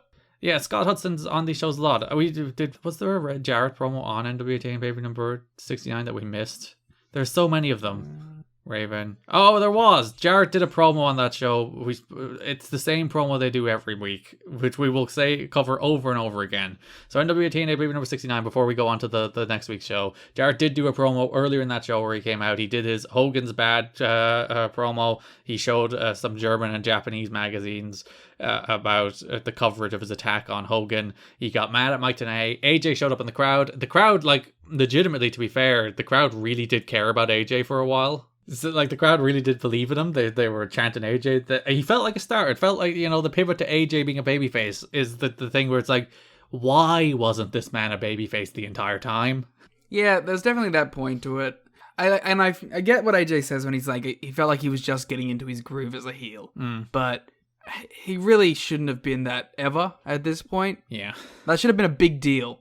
Like, the moment he turned heel should have been like, after, like, Eddie Edwards in Current Impact. It's like, you've been a babyface for 8 years. Well, fine, we'll turn you heel, Sting as well, yeah. That's just like, just to do something different with you after all this time of you being a top babyface, we might as well turn you heel for a while. Because AJ really should have been the babyface face of this brand from the very start, instead of a guy who played a weird tweener in the feud with Jerry Lynn, and then was very firmly a heel from like October onwards until October this year when he turned babyface again. You could argue that he's been a dick more than he's been a good guy. Yeah, he was a babyface for like 2 weeks, basically. Like 2 weeks he was a babyface. Like a pure babyface. And then he was doing like the weird asshole stuff with Jerry Lynn, and from the entire point onwards, he was unlikable. And it's like, how do you do that with AJ? He should be your marquee man. He should be your guy. It's like, as I said, it should be like Eddie Edwards or Sting or these guys who are babyfaces for years and years and years and years because they're natural babyfaces. And then only because you're like, oh well, we do eventually have to do something different with this guy and do something new and give him a new challenge. So maybe then we do turn him heel. But that should have been very, very, very long down the road.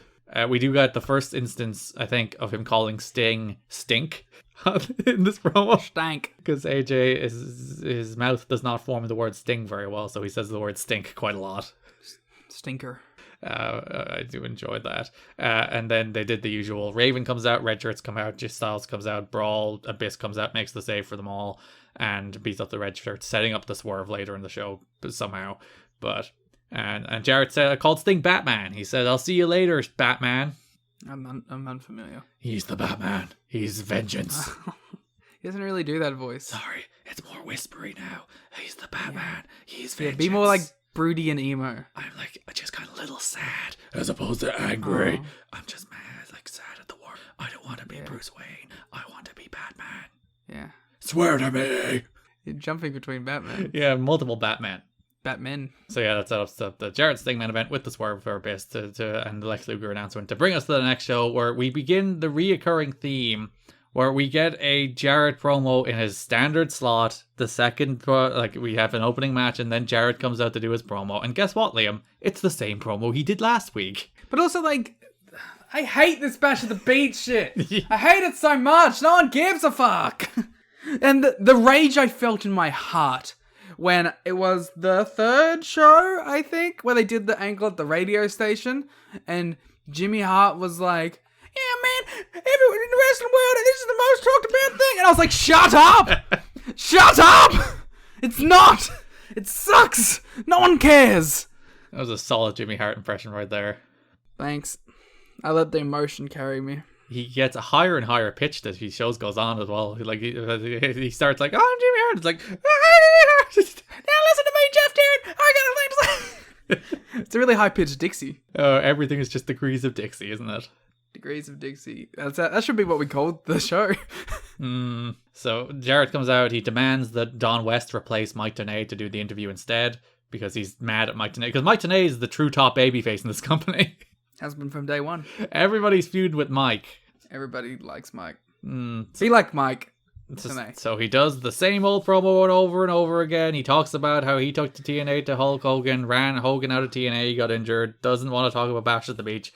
Raven interrupts. Raven's like, it's my destiny. I'm going to be champion. Registered security come out. It's just the same exact, like, it's the exact same thing that happened last week. Like, literally beat for beat in the same slot in the show as well. Just let's do it again. Raven even brings it up later.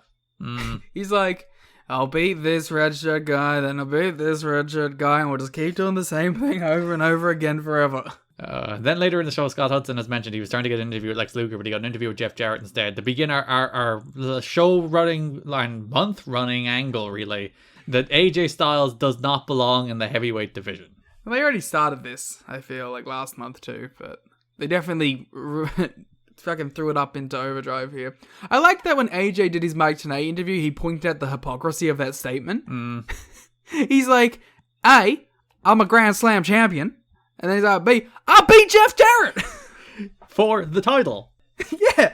It's so weird of them to decide to do this story now, as mentioned, because like you said, last month they did the thing where Jarrett said, get back to the X division, and now like he's saying that that AJ Styles isn't worthy of being in the heavyweight division. Lex Luger is saying that AJ Styles isn't worthy of being in the heavyweight division, and that's the show running angle, even though this guy has been champion for 4 months. He held the belt from June to October. I guess that is meant to be the heat, but also you have to reflect that in the booking of the show, because if you say it and then you perceive him to not be a heavyweight, you're actually just proving the point. Yeah. So, but to make it heat, you have the heel say that and the babyface prove him wrong. So that when you do get to the main event of AJ Styles and Sting against Lex Luger and Jeff Jarrett, where the finish is that Sting hits Lex Luger with a bat multiple times, and then Styles catches a quick roll-up and pins him. That is not proving that AJ's on their level. In fact, it kind of tells you the opposite. Yeah, it proves them right. It's like, oh, he isn't on their level because he couldn't beat them fair and square. He won in a cheap slip-on-a-banana-peel way instead of just beating him. Earlier on the show, Abyss beat Don Harris. AJ and Abyss brawled after the match. Sure.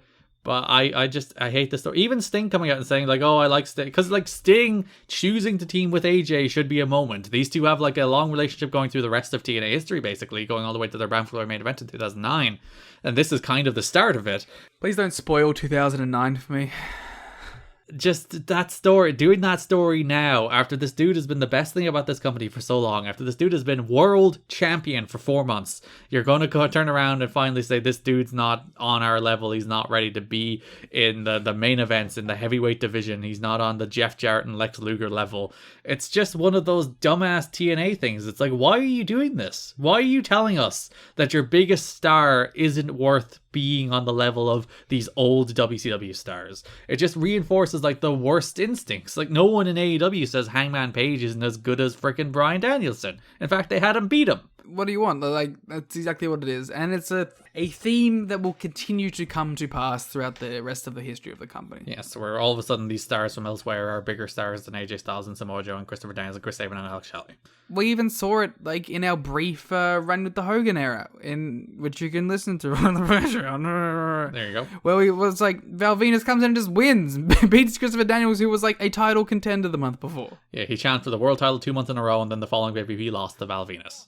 The most fucking like mind-boggling thing that pained me the most: Orlando Jordan fucking big leaguing him, and being like, "Listen here, kid." The real stars are here. Orlando Jordan. Yeah. At least, like, I don't know. I don't even want to talk. At least Sting, like, and Luger have achieved things. They are big stars. It's worse when it's like, if, I'm trying to think of a cool WCW mid-carder. Buff Bagwell. Yeah, if Buff came in was like, listen, kid. And not even if Buff came in now. If Buff came in like 2010. Yeah. It was like, listen, kid. Buff is the stuff. Here's the stuff. And you're not the stuff. Me? Yes. Wow. I am not an American male. So what did you think of this as a match? What do you think of Luger? I didn't. You just didn't? I didn't think of this match or Luger. I believe at this time I was reading that Roman Reigns had defeated Seth Rollins in 3 minutes. Ah, yes, and we were waiting for what the actual angle on that show was, not realizing it was just an Austin Theory match. I mean, I like Luger at times, but also I don't have an attachment to him at all. because he wasn't a guy that I grew up on at all. Yeah. Like, even I'm notoriously not the WCW guy. Mm-hmm. Like, have seen very little. And my WWF stuff, even if I was going to the WWF era, was like Shawn, Brett. You weren't watching your Lex Express era? Yeah, I didn't even really catch Lex in that era. So I just don't have an emotional attachment to this guy. I have more of an emotional attachment to Sting. But like I said earlier when we first was brought up about him, Sting's a TNA guy to me. Mm. He's not even a WCW guy to me. So it's like, this is just not my wheelhouse. Yeah, I thought he looked fine. Yeah, I thought it was fine. He looked like Luger from WCW, which means he wasn't really trying, and he didn't really do anything, but he also wasn't bad. He was just like a guy there, looking big. Yeah. He had a good presence about him. Mm. I think he filled his role fine. It would have been ideal if AJ just pinned him clean, but listen, you can't get what you want, can you? I mean, you can. You do pay these people. Like, seriously. Like, hey, Luger, you're going to take a Scorpion Death Drop and then AJ's going to, like, do a Frog Splash and pin you. Especially when, by all accounts, even by booking Luger, you're doing him a favor. Yeah. Like, have your guy win. Mm. So that brings us to NWA-TNA number 71, November 19th, 2003. Today has that sit-down interview with Styles where they talk about whether or not he's on the heavyweight level, and he talks a lot about surviving, and he points out how stupid the thing is. Mm-hmm. He also promises that we'll see embarrassing footage, and I had assumed this would just be a recap of the last 2 months. Whoa, owned. Yeah, I wrote that joke down. I made sure I was like, this is a good joke. Say this joke. So the idea of this show is Jarrett opens it with the red shirts and Abyss being like, red shirts take out Raven. We'll talk about Raven stuff after this. I actually like this little promo. I gotta admit, this is a good little... The crew's here together. Yeah, and then he wants Abyss to take out Styles so that he has no challengers. Yeah, and then so he can continue not doing anything. So we see that a confrontation took place on the John Boy and Billy show. Are you a big fan? They're still in the air, apparently. I looked this up. They're still going, so good on them. Has Jeff Jarrett ever been back? He was banned. Yeah, so the Jimmy Hart's there. He's talking about all the Hulk Hogan stuff. He mentions how Hulk Hogan... He mentions how Hogan wrestled in front of 55,000 people in the Tokyo Dome and how great and impressive that was, and how everyone wants to know what's... Actually, no, he didn't even bring up Bash at the Beach. It was one of the hosts. It's like, Jimmy, what's the deal with the Bash at the Beach? Jimmy, everyone wants to know. The whole world is interested in this Bash at the Beach angle. And I'm like punching my couch in anger at this. Before Jeff Jarrett runs into the studio, he starts beating up the guy who asked the question, and then they do a bunch of interviews afterward being like, oh, Jeff Jarrett, we didn't know he was here. He's been on the show loads of times. We thought he was our friend. It's like, we didn't know he was here. And like the first thing Jarrett says is like, I'm on in the next hour. That was his justification for being there at the same time. Yeah, he shows up early. He's very Which diligent. I actually liked, because like, why else would he just be stalking around this radio broadcast? I honestly prefer the idea he's just following Jimmy Hart around. No, that is some real Stone Cold Jeff Jarrett. Yeah, it's just like, maybe he'll badmouth me on this interview, so I'm just going to stand outside. It really comes down to like, Jeff Jarrett's at his best when he's just like doing his Stone Cold cosplay. So then we go to the ring where Mike Tenay is standing with Jimmy Hart. Jimmy talks about the confrontation that took place in the John Boy and Billy show, which is a syndicated radio show that goes all over the US. As mentioned, they still have a show these days, which is on Sirius, I think. But congrats. yeah, guys. Still on the radio. Well done.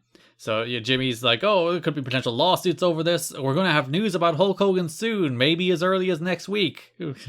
Cool. I'm looking forward to it. Good news, definitely. Jimmy then announces that he has a legendary surprise showing up for Jeff Jarrett, that an icon of the business is here to take out Jeff tonight.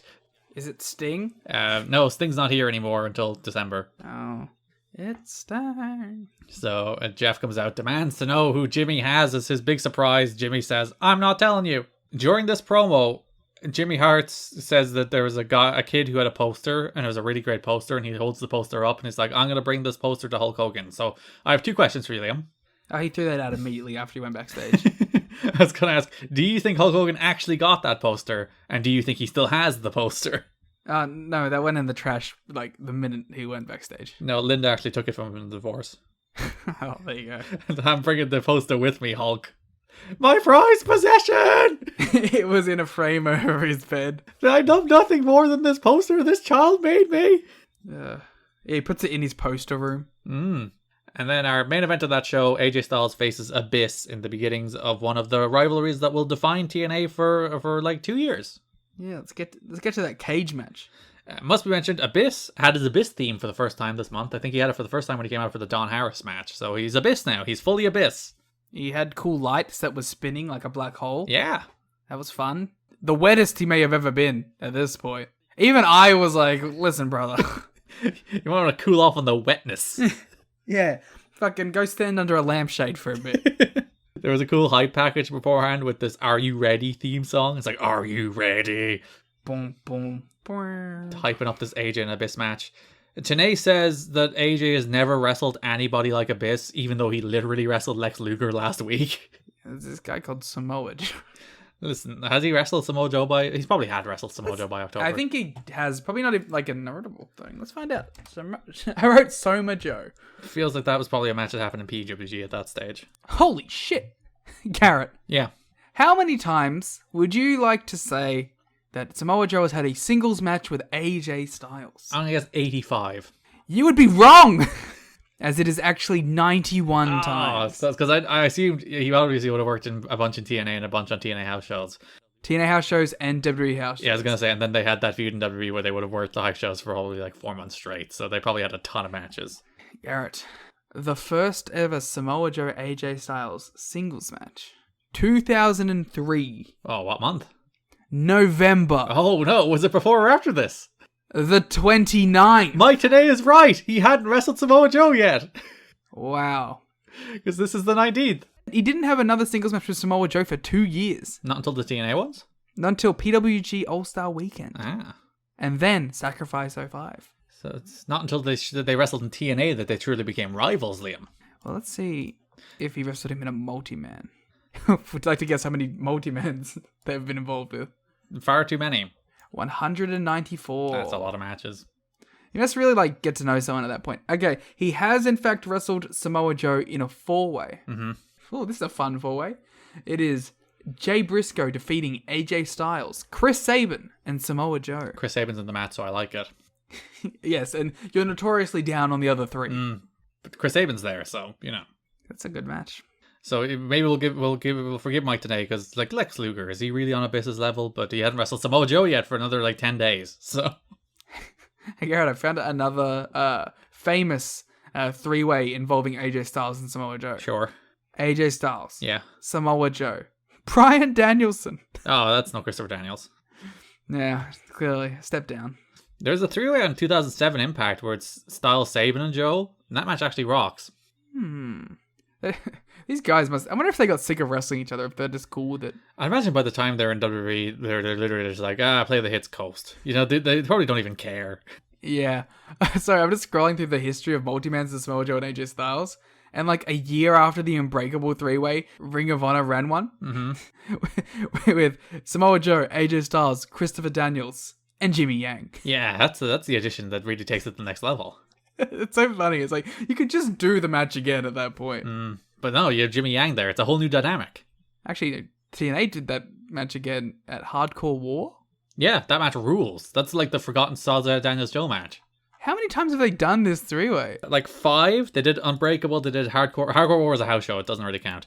And they did it Against All Odds. They did it Destination X, and they did it at Turning Point 09. I thought that I only remembered the Turning Point and the original. Because the Destination X one, they did this match in Ultimate X, Liam. Really? They did a Styles Daniels Joe Ultimate X, which we'll get to during the good period in TNA history. There is 5, I think. No, 3. Okay, there's 3 that are listed here. Hardcore War.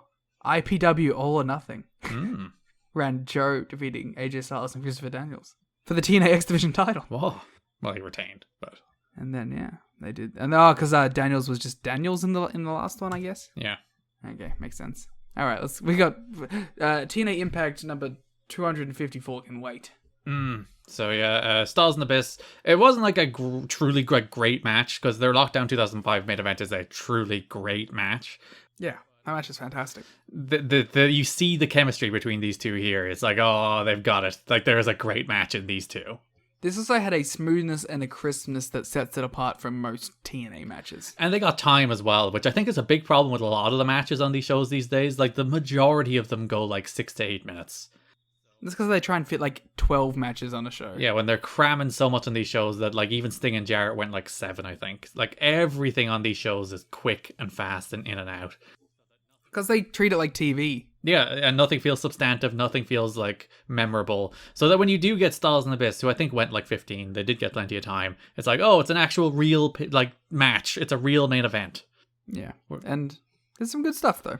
So AJ wins with a quick roll through. He cannot even get a second, like a single second. He got a big win over the Monster Abyss, which I think is Abyss's first loss in TNA.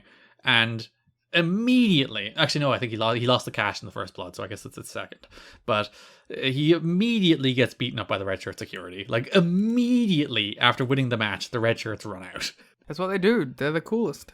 They attack him, then like he makes a comeback, he fights them off, then he's like running up the ramp, and then Jarrett comes out and beats him up from behind. So it's like, oh, for God's sake, this man can't catch a break.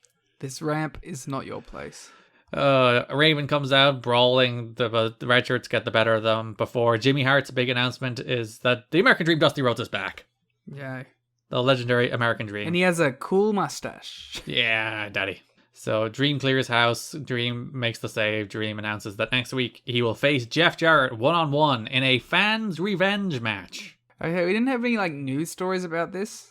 Yeah. So I was curious about the legitimacy of the fans in the fans revenge match. I think, like, okay, so on the next show, we do have the Fans Revenge match, NWA-TNA paper number 72, November 26th, 2003. Through the show, we do see Jimmy Hart recruiting the fans. And, like, one of them looks like a plant, and the other doesn't. So, I'm not sure. I don't know. But they could both easily just be, like, dudes who are training. Yeah, because, like, the dude who looks like the most 2003 guy ever, like, he looks like a plant. He looks like a guy who's wrestling in 2003. Yeah. The first big guy. You're like, you're a worker. Yeah, you're a wrestler. Whereas the other guy looks like spindly and he has a dodgy mustache. So I'm like, oh, maybe you're like... Yeah, but I could definitely see him being like a trainee, you know? Okay, because my theory is that these are all just trainees. Yeah. Danny and Alex, by the way, their names. Because they need to ensure that people aren't going to fucking just whip Jarrett in the goddamn face. I don't know, like, you have Jimmy Hart out there with them because the idea is it's 9 fans and Jimmy Hart. And they do give them very limited opportunities to whip Jarrett. I would have liked to have been the guy who's like, yeah, fuck you, Dusty, bah! Heel turn. Like, because, like, technically there's no rule that says they can't take it to Dusty as well. Yeah, there's a regular strap match, except it's fans' revenge, so they get to strap Jarrett. Lucky I'm not there. I would have been gone for everyone. Which is not the only time we do this step. We'll do one in 2006 as well. I don't mind fans' revenge. I think it's a fun little step. But yeah, I'm very curious about the legitimacy of the fans. I choose to believe. I think it's a work. Oh, so yeah, Jimmy Hart picks the fans out. He like runs around with the fans chanting, "Whip him like a dog." Sure. Which, like, don't whip dogs. No. Yeah, what the fuck? Yeah, Dusty has a backstage promo where he calls himself a national treasure. I would agree. It's true. Oh, by the way, all of the fans, Liam, they had "I smacked it raw, I want more TNA t-shirts." I assume they're talking about Jeff Jarrett. They're smacking Jeff Jarrett raw, baby. They want it more. They could be all of our fans. We could do fans revenge. That's true. If you'd like to whip us, we'll have to set a decent Patreon tier for our fans whipping us. Yeah, like at least $40. We'll have the fans revenge tier on Patreon where you can whip us. That should be our top tier. We should think of something for it. So yeah, Dusty calls himself a national treasure. He hides the match. Like, most people can't call themselves national treasures. Dusty Rhodes can. Yeah, I really was a fan of him and Nick Cage when they were like together for that time period. I was like, please give me that, Garrett. I need it. Listen, I'm a fan of the national treasure movies. It's midnight. We've crossed over officially past midnight, so I'm gonna get incoherent now. Because you were so coherent before now. Oh yeah, I was eloquent. I did a great AJ Styles impression, which was very undervalued, I feel. It's true. No, your Jimmy Hart was very good, though. He talks about how the people raised his family, so apparently the fans in the asylum are responsible for Cody. They should be in the next Fans Revenge. And then we did have the Fans Revenge match between Jarrett and Dusty Rhodes, which I really liked how this has worked. Because, like, Jarrett would lock up with Dusty and then, like, instinctively take a powder, but then he'd get whipped and he'd, like, be like, fuck. Yeah, it's good. Before it descended into the same thing all of these do, where Callis ran out, Watts ran out, AJ runs out, Red Shirts run out. It would have been so much fun if they all ran out and the fans were like, fucking no! Get the fuck away! Stay away! No! Whip, whip, whip, whip, whip. I would have been going for red shirt security. Don Callis, you catch me in the streets, I'm whipping you. So yeah, we have the same old brawl to end every show because I should have mentioned there's we didn't even do the show opening promo. Oh. Who cares, man? It's the same one. It does have Eric Watts in it though, so Again. Yeah. Jarrett comes out and I want to die is what I wrote in the notes here. He does the exact same promo he's done a million times. By the way, this is like, it is interesting. This is the Jeff Jarrett that we will know and maybe not so love for the next 3 years. Like, this is the TNA Jeff Jarrett heel, and he wasn't really this for the first, 18 months of TNA. He was various different things. He was Stone Cold Jeff Jarrett. He was, a random mid-card guy. He was a babyface. But, the overbearing, obnoxious heel Jeff Jarrett that I think everybody thinks of when they think of TNA Jeff Jarrett is this. We finally gotten here. It's this character that we're seeing now in November 2003. Do you think we have finally entered orbit to Planet Jarrett? Oh, no. This is his world. He does have a stable now. He has the Red Shirts and Abyss and Don Callis. Yeah, it does feel very, proto-Planet Jarrett, doesn't it? And Abyss is in both, so... Yeah. I'm very excited for the eventual War of the Worlds with Planet Jarrett and Wardlow's world. Ah, yes, of course. That should be his stable. Who would you put in Wardlow's world? From NWA-TNA. Abyss. The Red Shirt Security. God, this is a beefy stable. Who else is large? Eric Watts. X. Oh, Watts' world and Wardlow's world! Oh, these are the feuding worlds. Worlds collide. So yeah, Eric Watts interrupts Jeff Jarrett here and announces that Jeff Jarrett will defend the NWA World title against AJ Styles next week. So we'll cover that on our December episode, the Styles and Jarrett rematch. Is that going to be good? I don't remember. Please, Liam, discuss Eric Watts' beanie look. That's a great look. Mm-hmm. The thing that I enjoy about Watts... Yeah, many things. Is he just looks like he's having a good time. I made note of it actually in a match where he probably shouldn't be having a good time, but in the Clockwork Orange House of Fun match, there was a moment where he was in the corner, and I swear to God, my man was beaming. Just a big smile on his face. He was having so much fun. He's happy to just be wrestling on television.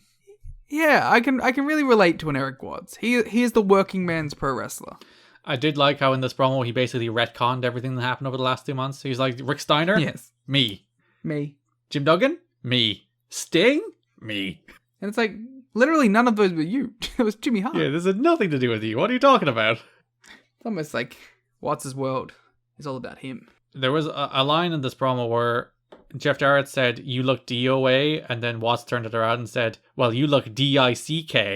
And then he did Alex Shelley's embassy. He did a little dance, yeah. Yeah. Good stuff. Garrett, do you think we could sell a parody shirt? Right? That is the Jericho Appreciation Society. Right. But it's the Jarrett Appreciation Society. I thought you were going to say Watts Appreciation Society, but sure. No, because I had to go with the JAS. Is there anybody else whose name begins with J on the show? Jim Mitchell. Jimmy Hart Appreciation Society? No, I would not be a part of that. John Boy and Billy Appreciation Society? Julio Gennaro Appreciation Society. Yeah, that's the one. There we go. So yeah, the key thing here is that Styles and Jarrett's made for next week, which is the reason I figured we'd probably have to bring it up. Okay. So that's your main event scene for the month, basically. Good. Glad we're done. We don't have much else to talk about. Let's go to Raven. Quoth the Raven. Quoth the Raven nevermore, indeed. So Raven is feuding with the Red Shirts for the entire month. We talked about a bunch of it already, but there's some bits and pieces that we didn't cover. But probably the most important part we should finish off. Raven faced James Mitchell on the first show of the month. Yeah, okay. This might be my favorite match of the month. Oh yeah, I gave the Styles Abyss match a higher rating because it was technically speaking a better wrestling match. But this was the perfect version of what a James Mitchell Raven match should look like.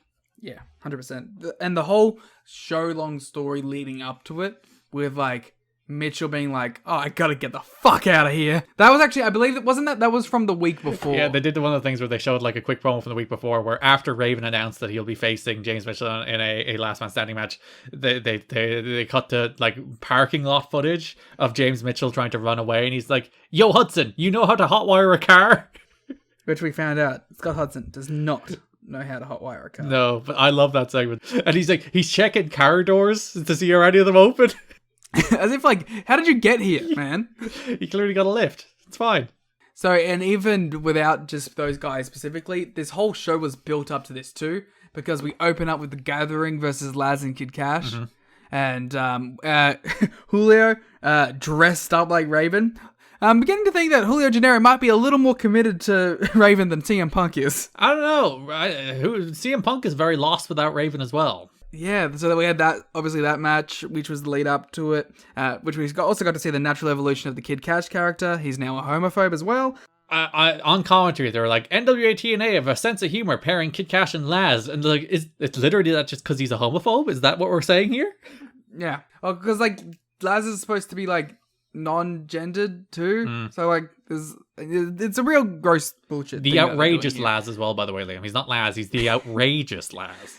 Still, like, looks like a creator wrestler on random, but I appreciate Laz. I liked it in that match. Punk did the Samoa Joe face wash, and I'm like, is he taking shots at Joe here?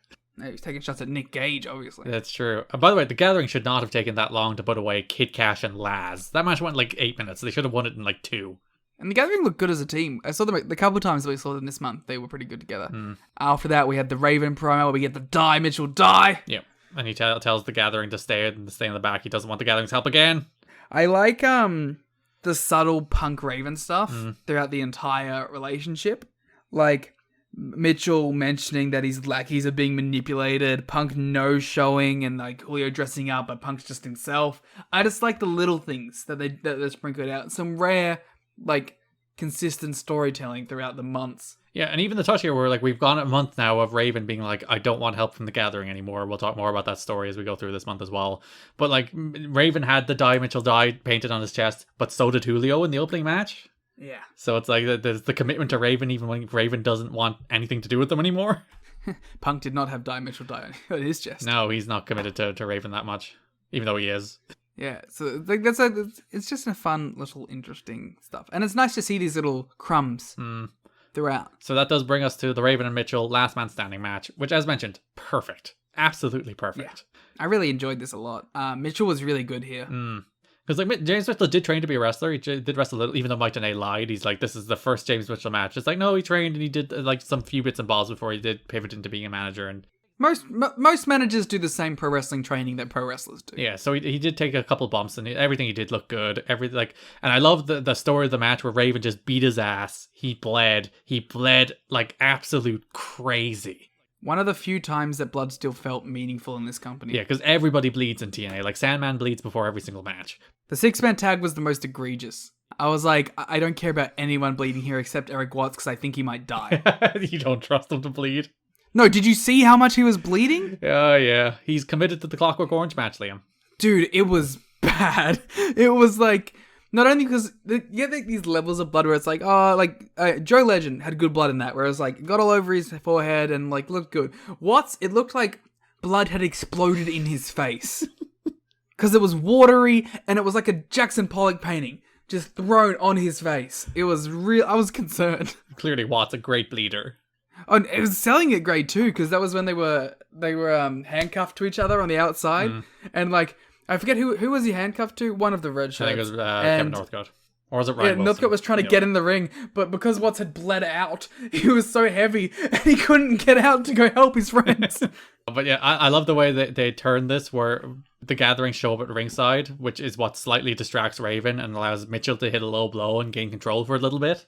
Yeah. But then Raven just gets control back, hits him with the Raven effect, and counts him out for 10. Raven has conquered James Mitchell. And he's done. Yeah, James, and there's a promo from James Mitchell the following week, which is like a post-match one, similar to the CM Punk one that they showed on Rampage, where it's just like him backstage bleeding like absolute shit. Being like, I will come back, but I will have to take some time to lick my wounds because you kicked my ass so badly. And like Raven mentions in one of his later promos, I'm the guy that drove Jim Mitchell out of TNA. So after the match, despite their protestations, the Gathering is set free, Liam. Raven is like, we are done. I do not need you anymore. Go your own way. Yeah, well, he didn't say he didn't need them anymore. He just said that he had to do this by himself with his self-righteous attitude. Yeah, it's like, I've always done this on my own. I will continue to do it even though Not true. He had a flock. Yeah, the whole thing was he had a flock. You've literally had a group of followers everywhere you've been. Yeah, but now he's like, I am setting you free. Go do your own thing. It's cool. You don't need to follow me around anymore. Punk here, just wailing. My favorite thing is they cut to Mike today and Don West to pivot to the main event, and you just hear Punk off camera being like, "What are we gonna do without Raven?"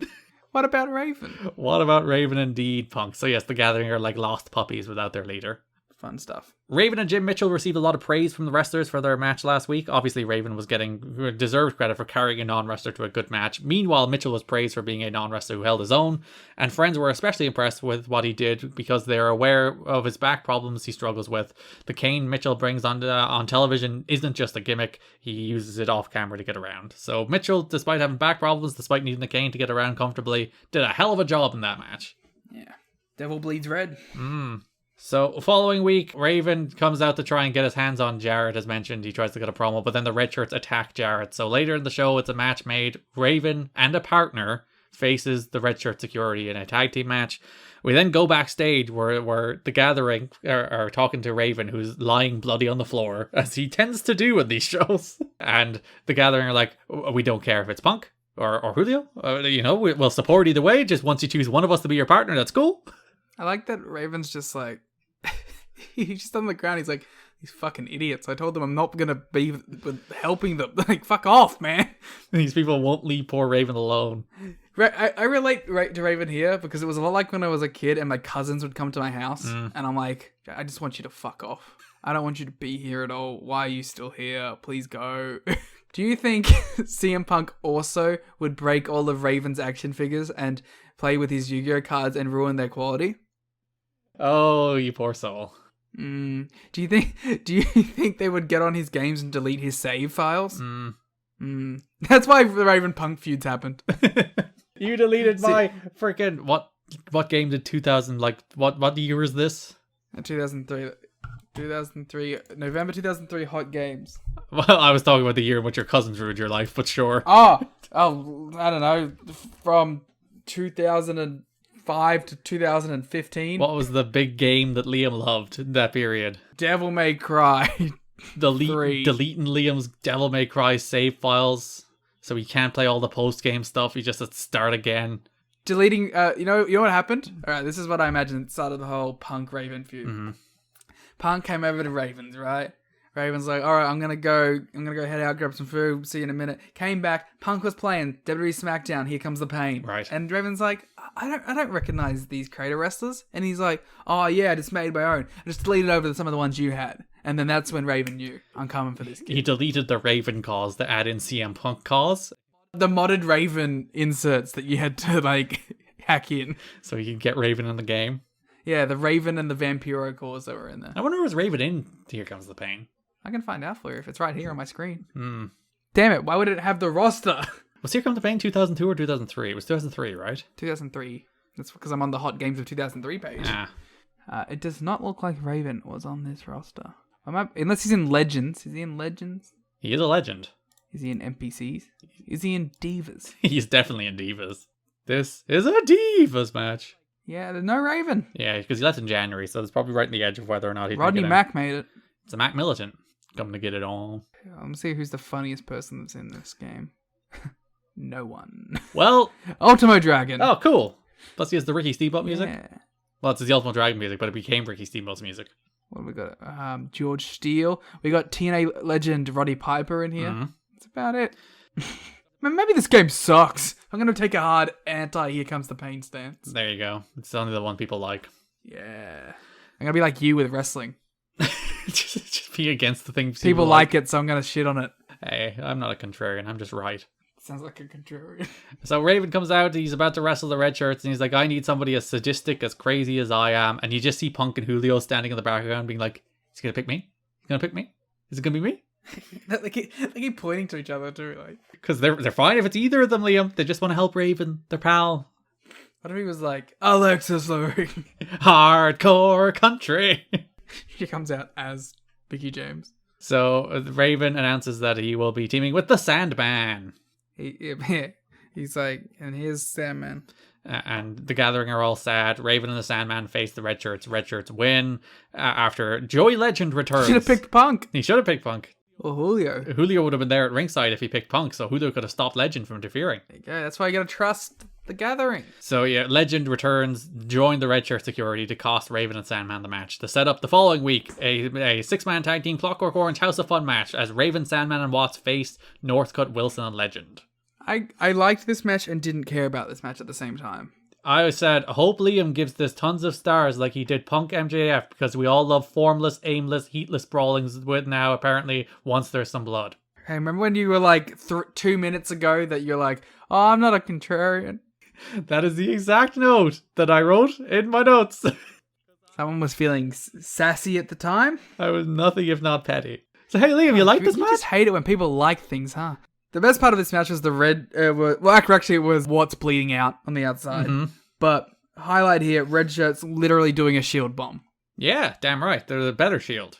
And yeah, just bad blood. No, that's a WWE show. No, they got bad blood. They should bring out Bad Blood and use that song. A missed opportunity. So the story here is that Raven and Sandman broke Wilson's arm to take him out of the Red Shirts because Joey Legend basically is going to replace Wilson in the Red Shirt security. If you're Wilson, you must feel like shit. Yeah, because there's no PW Torch. The buzz in the locker room is that Joey Legend is going to replace Ryan Wilson in the Red Shirt security gimmick. Wilson's best asset is considered his body, but even friends admit that he is too green for the position he's been given. Wilson is the same wrestler who worked as humongous on indie events in the Southeast and was once considered a strong prospect by many in TNA, and still will be. We'll come back to Ryan Wilson in the year 2005. Ooh, I'm excited. I liked Northcutt. Yeah, he's not good, but he's like good enough. And he'll do like a J driller out of nowhere. I forget, was it Northcutt or Legend or Watts where they were like, knows all these martial arts and was a bouncer on Bourbon Street. I didn't even hear that. Oh, they mentioned it and I was like, I could imagine that being Northcutt, but I could also 100% see Watts doing that. Oh no, we missed the interrogator segment on NWA-TNA Baby number 70, which we did for the watch along, with Eric Watts and Goldilocks, Liam. Yes. A true blue couple, huh? The Goldilocks looked rough here. She's been looking rough since she came back.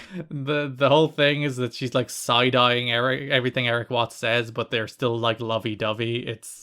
She's having a bad time with this Eric Watts relationship. They are truly a toxic relationship.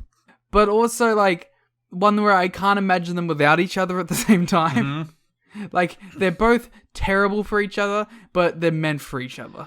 And her blouse is dirty. There's just like mud on it. I think that was the design of it. I don't think so. It's like, if it is, it's a very strange design for those clothes. Have you seen what everything else about her? Do you think that wouldn't be a design choice? I don't know. It's because she looked normal in the next show, because she was in the House of Fun match, because she was trying to like cheer on Eric Watts while he was bleeding out on the floor, as mentioned. But she looked normal and well dressed in that match, as opposed to here. I don't know. She's going through a phase right now. She is. Eric Watts is bad for people. Goldilocks might just be bad for Eric Watts too. It's true. I think it's both ways. I think they're truly toxic. Yeah, so they asked her about Scott Hudson, and she gave out that Scott Hudson stole her job. Scab. They asked about Lex Luger, to which Eric Watts responded, more like Lex Loser. Owned. Goldie likes Prince and Van Halen. Same. They wanted to know about... Dawn was like, hey, what about your sex life? And they're like, yeah, we fuck. It's kind of the major thing of this character. And then it ended with Goldilocks being like, hey, you're going to get rid of Don Callis, right? Right, Eric? You're going to get rid of him, right? Eric, you're going to get rid of him, huh?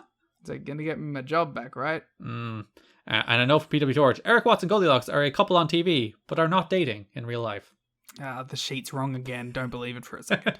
The rag sheet's always trying to tear down good wrestling fucking relationships and stories. I truly don't believe it.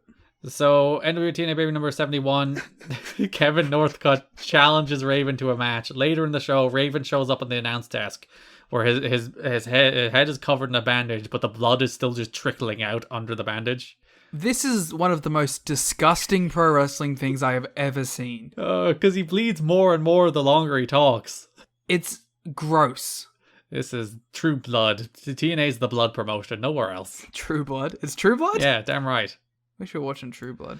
So yeah, Raven says, he cuts a promo about how the red shirts are just going to keep coming for me. I face Northcutt next week. It'll be Legend the week after. And then there'll be another obstacle in my way. So next week, I'll face Northcutt and Legend. Which is fair enough. Which does bring us to the last show of the month, in which Raven faces Northcutt and Legend in a 2-on-1 handicap match. And it's fine. Yeah, he beats Northcutt. Who does he beat? He beats one of them. And then it's a DQ on the other one. So there you go. What a story. What a match. Ooh. Raven does like the promo on that show too. Yeah, he beats Legend with the Raven effect, and then Legend comes back in, which isn't a DQ for some reason, but then Abyss runs out to attack them, which is the DQ. So they beat down, the Styles takes out Abyss before the Gathering runs out to take out the red shirts, and Raven is like, oh, we're still not friends, are we? And they were like, we love you, man! Let us love you! Please hug us! So then, before the main event, Raven cuts a promo how for one night only, he and the Gathering will reunite to face the red shirts and Abyss next week. Well, now you're leading him on. Listen, they desperately want it. He'll just give them little crumbs. That's more toxic than Goldilocks and Watts. Goldie Watts. Goldie Watts. It's adorable. Gathering also beat Siaki and ECMO this month. Actually, I have a note about that match. Sure, shoot. This was Shades of Extreme Rules 2009, CM Punk and Umaga. And as you may know, that was Umaga's last WWE match. Oh, you didn't tell me it was a sad note. Yeah, but it was just, I thought it was an interesting thing that I know. I was like, that these two would eventually, 6 years later, wrestle in Umaga's last WWE match. So this is the beginning of their rivalry here in November 2003 TNA. Yeah, in the program where Umaga started to speak. Yeah. Cut promos. I think this is the last we've seen of ECMO for a year. Oh, Jesus. Punk, bad luck for ECMO. Alright, that brings us to the X Division for the month. Oh, no. In which there was basically one thing that happened that played out over the entire month. There was the Michael Shane Triple Chance X Division Invitational. This is mostly just... This is not going to be a fun descriptor because it's mostly just talking about matches that didn't have heat. Yeah, so the idea of this is it starts with a gauntlet match. It started with Christopher Daniels versus Loki versus Chris Sabin versus Chad Collier versus Sanjay Dutt versus Johnny Storm versus Shark Boy versus the debuting X. I love X. Better known as PCO, making his TNA debut. Whoa, don't be shoot trash. Unmasking people left, right, and center. Yeah, I'm asking X. The goal of ye. So there's that gauntlet match where the top 5 advance. The person who wins the match goes straight through to a number 1 contenders triple threat match. And then the people who finish from 2 to 5 go into 2 qualifying matches, 2 faces 5, 3 faces 4 the following week. Or the 2 winners of those matches also advance to the triple threat number 1 contenders match. And the winner of that match is number 1 contender.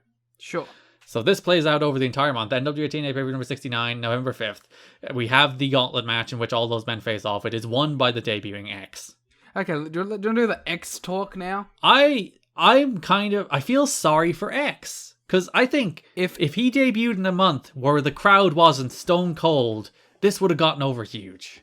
I also think if he didn't look like shit. He looks so bad. If he was wearing the PCO outfit that he wears now, I think he would have gotten over. Even if he was just wearing a singlet. Yeah. If he just came out in a singlet and a mask and he killed people. But it's the singlet with the weird denim jeans. the jorts. He's wearing jorts.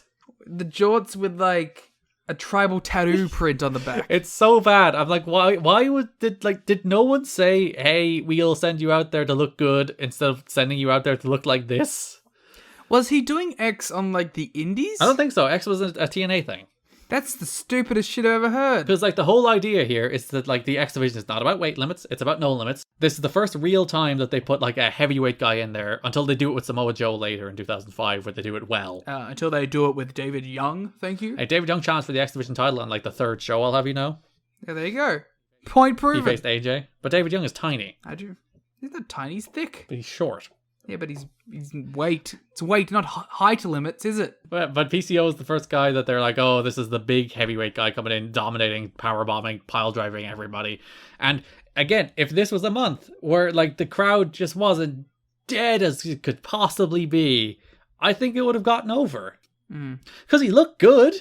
In terms of not visibly, not aesthetically, but in terms of his wrestling was great. He was tremendous. I really had a good time watching X. Because all he'd do is powerbomb people and throw people around, and he'd do package pile drivers in 2003.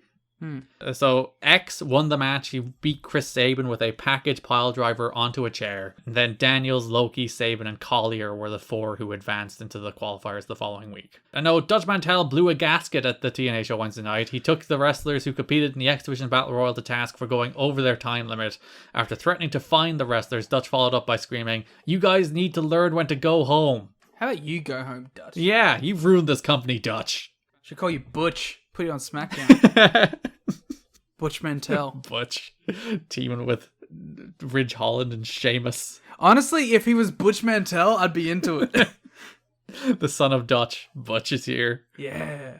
But he's British. Yeah. They did, in fact, actually institute a $50 fine for going long in the ring or on your interviews the following week. They held a meeting. How about you fuck off? I don't know, man. It feels bad. I don't know. I don't like the idea of, taking money from people who probably aren't earning a fucking shit ton anyway. You think Chad Collier is making more than $50 anyway? Yeah, like come on. How about you put it on the people like out there who should know better at least. They don't do it to your duts and whatever. They're just following what's going on. Also, it was a gauntlet match. It's like I don't think this match went particularly long either. I didn't keep track of exactly how it went. If it was 10 minutes, I'd be surprised. How much time did you give it? How about you yell at Jarrett for his 20-minute promos? Yeah, you get some time back. He did one of them on the show, and they went super long. Especially it's the X Division, guys. Come on. They get like 3 minutes a show anyway. Yeah. Like, this match went 10 minutes, 17 seconds. How long was it supposed to go? Like 5 minutes. It was like a 9-man gauntlet match. Ugh. Poor guys. Poor guys. Reportedly, the idea of using PCO in this role came from Don Callis, who had worked with PCO on a Quebec indie show. Like how you cowarded it out of saying Oulette. Pierre Carl Ouellette. There you go. You happy? You happy? You happy? Yeah. I know, I saw you like read it on the sheet and then go, PCO. Well, because we call them PCO already. If I said Oulette, people might not know who we were talking about. Well, their brains might melt as if Punk came out to his entrance. Like, the casual podcast listeners wouldn't have known. It's for the sake of clarity, Liam, not cowardice. For the sake of the casual fan. Cal saw him on the indie show and brought a tape to Jeff Jarrett, sold him on the idea of bringing him in because he lost a ton of weight because he lost like 100 pounds from how big he was at his heaviest, so he was in like super jacked shape. Yeah, he looked good. He looked very good. He didn't look good, but he looked good. Yeah. Again, if they just let him be himself and let him package pile driver people and push him, he would have actually gotten over. It works for literally everyone else who package pile drivers people. NWA-TNA number 70, November 12th. Chris Sabin had to withdraw from the match because of the package pile driver he took in the chair, so they're really putting over that move as like a death move. So he was replaced in his match against Chad Collier by Sanjay Dutt. Do you have a lot to say about this Sanjay-Chad Collier match, Liam? I don't have anything to say about this match. It was fine.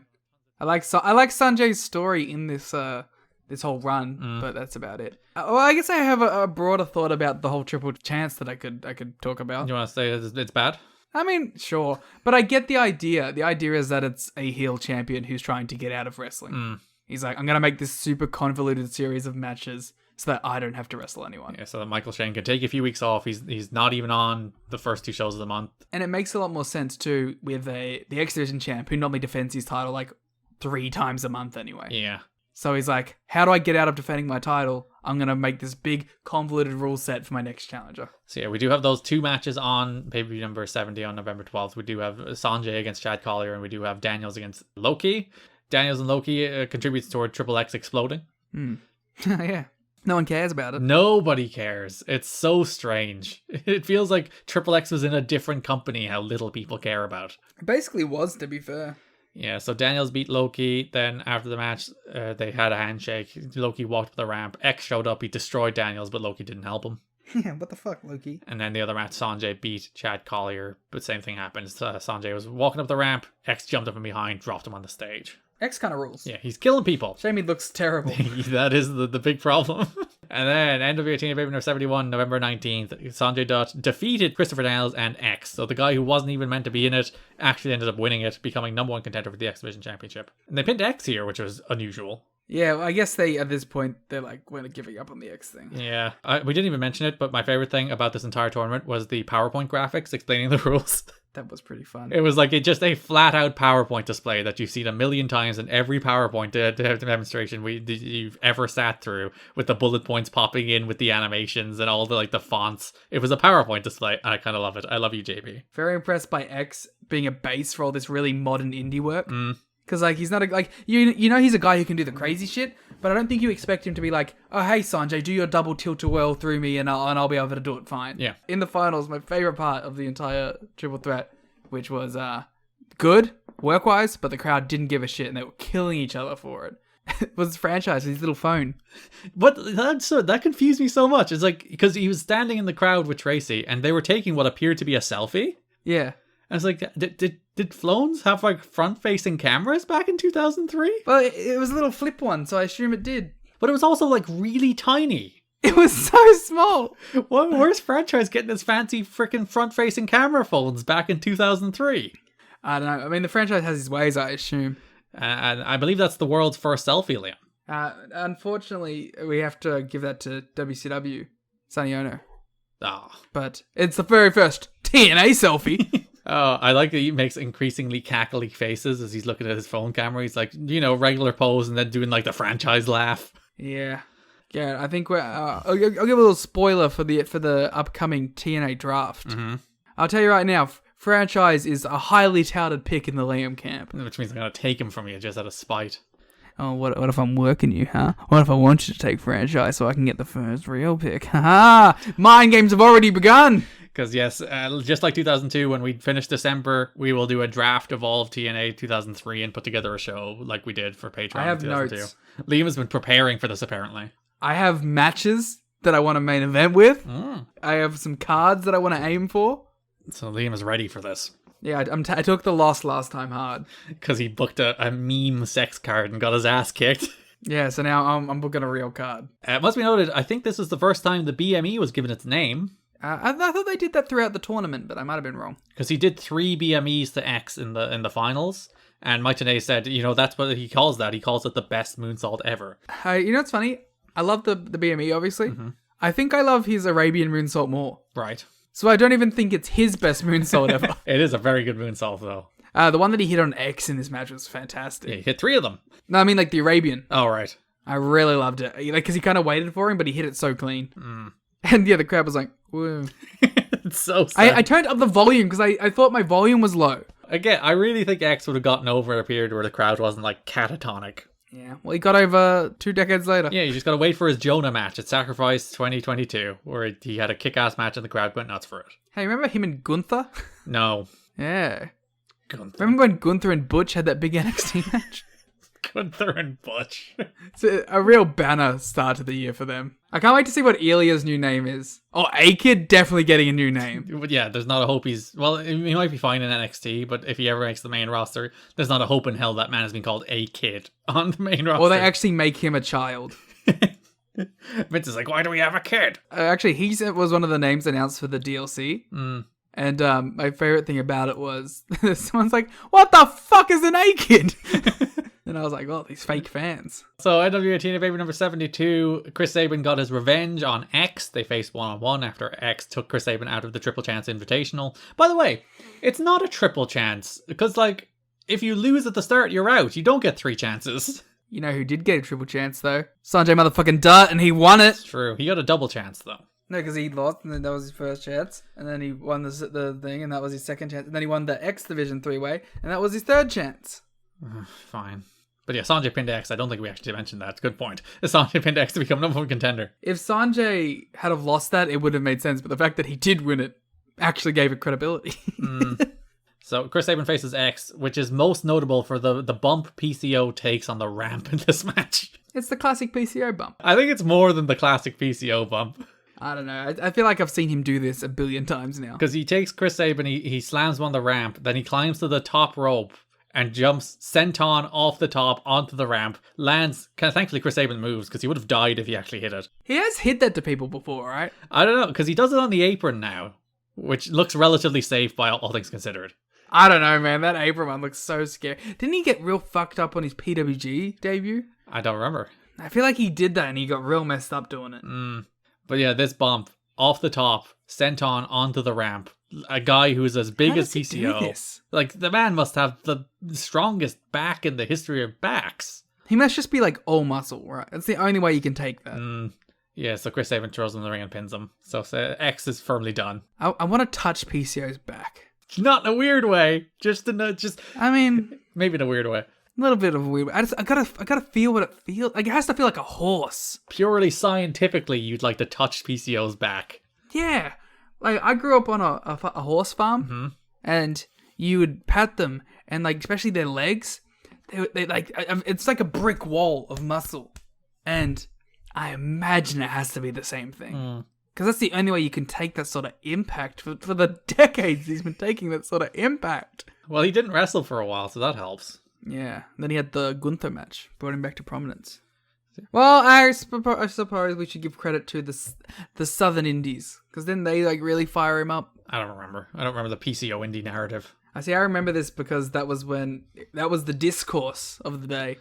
Oh, the Southern Indie War? Yeah. A note based on that bump from the Wrestling Observer: X did a psycho bump, doing a swanton off the top and hitting the floor solid, causing him to lose to the much smaller Chris Sabin. The bump, this is my favorite part of the note. The bump was apparently the talk of the unofficial post-match party at Hooters, and was actually one of the crazier bumps you'll ever see from a guy his size. I want to go to Hooters with the X Division. TNA's unofficial post-match Hooters party. Yeah. What is at Hooters? I don't know what a Hooters is. You don't know what a Hooters is? Like I know what a Hooters is, but like I don't know what food they do. They do like your generic American food, burgers and wings Hooters and shit. menu. I'm going to the Hooters menu. I go to the Hooters for food. They got wings, burgers, sandwiches, and tacos. Yeah. Seafood, salad, fries, and sides. What are their apps? You an apps guy? I don't like the word appetizers, but yes. Wow. America, huh? This shit is just meals. Like, in what world is any of this just not a meal? The apps have sides! I went to, I don't even remember where it was in America, but we got like chicken dippers as the appetizer, because like it's chicken dippers. And it was like literally the size of my fucking head. And it's like, this literally, this could feed me for 3 days. How is this an appetizer? I'm looking at these menus. These shit's crazy. Liam's flabbergasted by Hooters. This is, my heart is like hurting. There's so much fried shit. Yeah. Welcome to America, my friend. Oh, you've never been to America, so you wouldn't know. I've never been out of Australia. Wow. This is truly disgusting. That's Hooters for you. That's where the post-show party takes place. Yeah, we'll go to the next one, and I'll get the Twisted Texas Melt Daytona Beach sauce. What the fuck is that? And then to wrap up the X Division for the month, to take Liam away from Hooters. Now I'm finding out what Daytona Beach sauce is. Feel free to keep going. Michael Shane defeated Sanjay Dutt to retain the X Division Championship after Tracy interfered, announcing the new franchise of Shane Douglas, Tracy Brooks, and Michael Shane. I'm into this group. 3 people I like. You're a big fan of the new franchise? Yeah, that indie guy that you like. What indie guy? Franchise guy. We made the joke last time. Titus Alexander? Oh yeah, that's his name. I forgot about that. He should be added to this group. Yeah. You're like, that indie guy. You're like, I'm like, who? Yeah, nice little match. A decent little match. Nothing special. Yeah, don't have much to say about it. I find it funny that it's like, big tournament and then lose. But it makes sense. Like, Dutt had to wrestle every week, and Michael was like, I'm going to come in and win now. And even, like, PCO took him out a couple times, so like he's beaten up post-match as well. Michael Shane is good in this role as the heel X Division champ. It must be mentioned, Shane Douglas did wrestle Sandman earlier in the month, where Tracy interfered to cost Sandman the match, where Tracy did join the new franchise beforehand. I want to appreciate how much the Sandman is willing to die in, like, nothing mid-card matches. Yeah, there was a belly-to-belly into the rail in this match, where he just took the full belly-to-belly, but he didn't, like, take it half-ass or, bumping it. He's just like, oh yeah, I'm going to throw myself full overhead into this rail with this belly-to-belly, it's fine. This run-through has really given me a new appreciation for Shane Douglas, too. Yeah, he's a good little hand. He's a good promo. He's a good character. I really like him. I even have watched some ECW stuff while I've been doing this, and like I was like, damn, this guy rocks. Definitely would have been my guy, I feel. Why was Sandman wearing a sex shirt during this match, by the way? He wears whatever the fuck he wants, man. He's been wearing Raven shirts half the time. That was a fun little nod. But that was a story thing. Now he's just like, guys, give me a shirt. And it's like, we only have 6 shirts. I think he wore a WCW Raven shirt at one point. Yeah, because there's no TNA Raven shirts. And he wore the ECW shirt. I would ask the question, when you do a Russian leg sweep while holding a Singapore cane, how's it any different? Well, it has a different name. But how is it different? It's just uncomfortable. Maybe it's just easy to hit. It's not a matter that it hurts more, but it's easy to do. I suppose you could use it to get more force on the leg sweep by pulling him down. Yeah, because you can pull your elbows in that way instead of having to like wrench him down. I apologize for questioning Sandman's methods. He's right. Yeah. When Tracy came out and he hit the pie in the sky off the top, which is like the seated senton. Hate that stupid name so much. But Mike Tenay at the top of his lungs shouted, "She's back! The pie in the sky!" I really appreciated how respectful the franchise was to Tracy as they were going up the ramp. Like they did their little like pose, but then like he's like, it's like he was walking out there with his daughter. He's like, all right, let's go. Yeah, we had a couple of backstage vignettes with Franchise and Tracy where Tracy's like, "I'll do anything for you, Franchise. There's nothing I wouldn't do for you." I take back the daughter comment. It's a little more creepy in that context. Yeah, I meant just like the way that how when they're not doing the characters, he's actually quite respectful to her. It's just a nice touch because like for so long you'd see like, and you'd hear all these stories about dudes getting away with shit because it was part of the show. It was just... it's shocking that it was actually taken aback that I was like, oh, a guy was just being respectful to someone in wrestling. Especially in this NWA-TNA. Yeah, franchise is a woke fave. So yeah, your new franchise: Shane Douglas, Michael Shane, Tracy Brooks. I'm into this. Let's head over to tag teams for the month. Do we have to? Well, the entire month is built around Tree Live Crew winning the World Tag Team titles. Cool. So let's start. There's not much AMW this month. They face Siaki and Sieki and ECMO. ECMO. My favorite thing this month, honestly, is during that match when Siaki and ECMO are coming out. JB is introducing them, and he's like, "Introducing first, Sonny C. Eki." Sonny CXV and ECMO. I did miss this. And he says it with such little confidence because I think what happened was he started saying Siaki but then pivoted to ECMO. So he's like, Eki. And he loses all confidence in his voice. And it's so funny. I found it so funny and I don't know why. To be fair, that was a good interpretation of what this match would turn into as well because it was all just very confusing. It's weird to see like ECMO just working as a guy where he's just a guy. Like Harris has thrown him around. He's doing backdrops. And like Harris isn't small, but like ECMO shouldn't be taking bumps like that. He's like the big imposing The blight guy. of the athletic big man. Yeah, he's just like, oh, because you can take a backdrop, so take it. Fine. Yeah, I thought this match was well worked until the end and had a good little story, but I couldn't get into it. Yeah, and Harris hit a great spear on ECMO for a great near fall. Crowd really bought that. This finish was really weird. So David Young comes out. I meant the Trinity stuff. Trinity gave Harris a chair, which was like, okay, she's turning, but then she distracted the ref so he couldn't win. Yeah. It was just weird. Like, it didn't feel like it had any actual method to this madness. It's just like, we want Trinity and Tiaki to have dissension, so that's how we do it. Even if it made zero sense. Like, she had no goal to what she was trying to do there. Because, like, the idea was, I think she was meant to slide the chair into Siaki, but Harris got it. But she just gave it to Harris instead. She just slid it right in front of Chris Harris. It was just a badly delivered story then. Yeah, but then David Young came out, hit Harris from behind with the tennis racket, allowing Sonny Siaki to pin them and put them further out of tag team title contention. David Young finally has friends. Well, does he? And so does Scott. All the boys were hanging out. Scott Hudson? Yeah. Hudson was hanging out with David Young and Gilberti and Swinger and Diamond. I was like, they're all the boys. They're all like celebrating together. Sure, but at the point of that promo, he comes back to Gilbert. He's like, I did it. I took out AMW, and now we have our match against 3LK. And Gilberti's like, excuse me? We're wrestling 3 Live Crew? I like David Young throwing a spanner into like the cohesive unit that this is. Sure. I like these segments. Do you really not like these segments? I don't like the matches, but these backstage segments are fun. Like, I used to enjoy Diamond and Swinger. I like them as a credible, serious tag team. And the David Young stuff is them being comedy goofs, and I have less time for that. As we know, Garrett, I'm a huge fan of comedy goofs, and I enjoy these guys. Again, if you were having David Young do his own thing, being a comedy goof, I might be more on board with it. But the fact that he is dragging down Diamond and Swinger doing it, no. Oh, well, you curmudgeon. This is actually fun and good. But yeah, later in the show, 3LK defeated Glenn Gilberti and David Young to put themselves again further into World Tag Team title contention. Well, you've seen my note on this match. Gilberti is jacked. Oh, he is huge. Yes, he is a large man. Like, hell of a body on this guy. This man is doing very well for himself physically. You understand why he was pushed in a wrestling business. He does look aesthetically pleasing, I guess. I want to feel his back. It's going to be my thing now. Yeah, you've discovered your new fetish. Yeah, I just want to feel people's backs and see how similar they are to horses' muscles. Yeah, that's a very specific kind of fetish, but I'll allow it. I never said it was sexual. It can't not be sexual. I'm sorry. Oh. You cannot say, I want to feel your back and it not be sexual. I disagree. A masseuse. I don't know. It's a horny job. The art of massage is inherently sexual. It's inherently horny. Listen, I don't make the rules. All right. Yeah, Disco hits a people's elbow in this match. Who has a better physique here, Disco or The Rock? Disco. Yeah, it's fair. Doesn't he have a name for it? It's like the Village People's elbow. Yeah.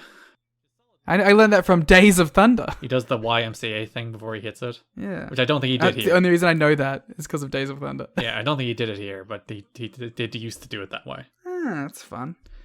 For some reason, like, Killings won with a front suplex, and Don West was very confused, even though it was very clearly a 3 count. Brainbuster. Was it a brainbuster? And I'm just justifying a front suplex getting a win. No, it was a gourd buster. Oh, I forgot this match. So 3LK came out. The Siaki came out, demanded a title shot because they beat AMW. AMW were there. They were giving out about 3LK because tension between 3LK and AMW is the story of the month as well, as we built this tag title change. And that leads to us on NWA-TNA pay-per-view number 70 flat. There's a gauntlet match between Ron Killings, BG James, Chris Harris, Sonny Siaki, CM Punk, James Storm, Glenn Gilberti, ECMO, and Julio De Niro to determine to Glenn Gilberti and David Young as well. They were in the match. To determine the number one contender, the winner of the match wins number one contendership for his team. Ron Killings wins the match. 3LK are number one contenders. Yeah, the story is that Gilberti and Young were eliminated, but they came back out at the end of the match to cost James Storm the match, allowing Ron Killings to win. With the reoccurring story being that Diamond, Swinger, Gilberti, and Young are doing everything they can to keep AMW away from the tag titles. And maybe the team that they're allowing to become number one contenders will backfire against them. It will. We've seen the month. Oh, wow. So, yeah, later in that show, Hudson interviews 3LK. They're interrupted by AMW, who's like, oh, you got a title shot, but we're the best team in this company, and you know it, that kind of stuff. Or Scott Hudson turns to BG James for some reason to translate what Conan said. Because BG knows. Yeah, because there's a fun note. Conan got a tongue lashing from management on this show. He cut a promo where he used the Spanish translation of the word motherfuckers. Conan didn't count on Dutch Mantel's knowledge of Spanish from all the years working in Puerto Rico.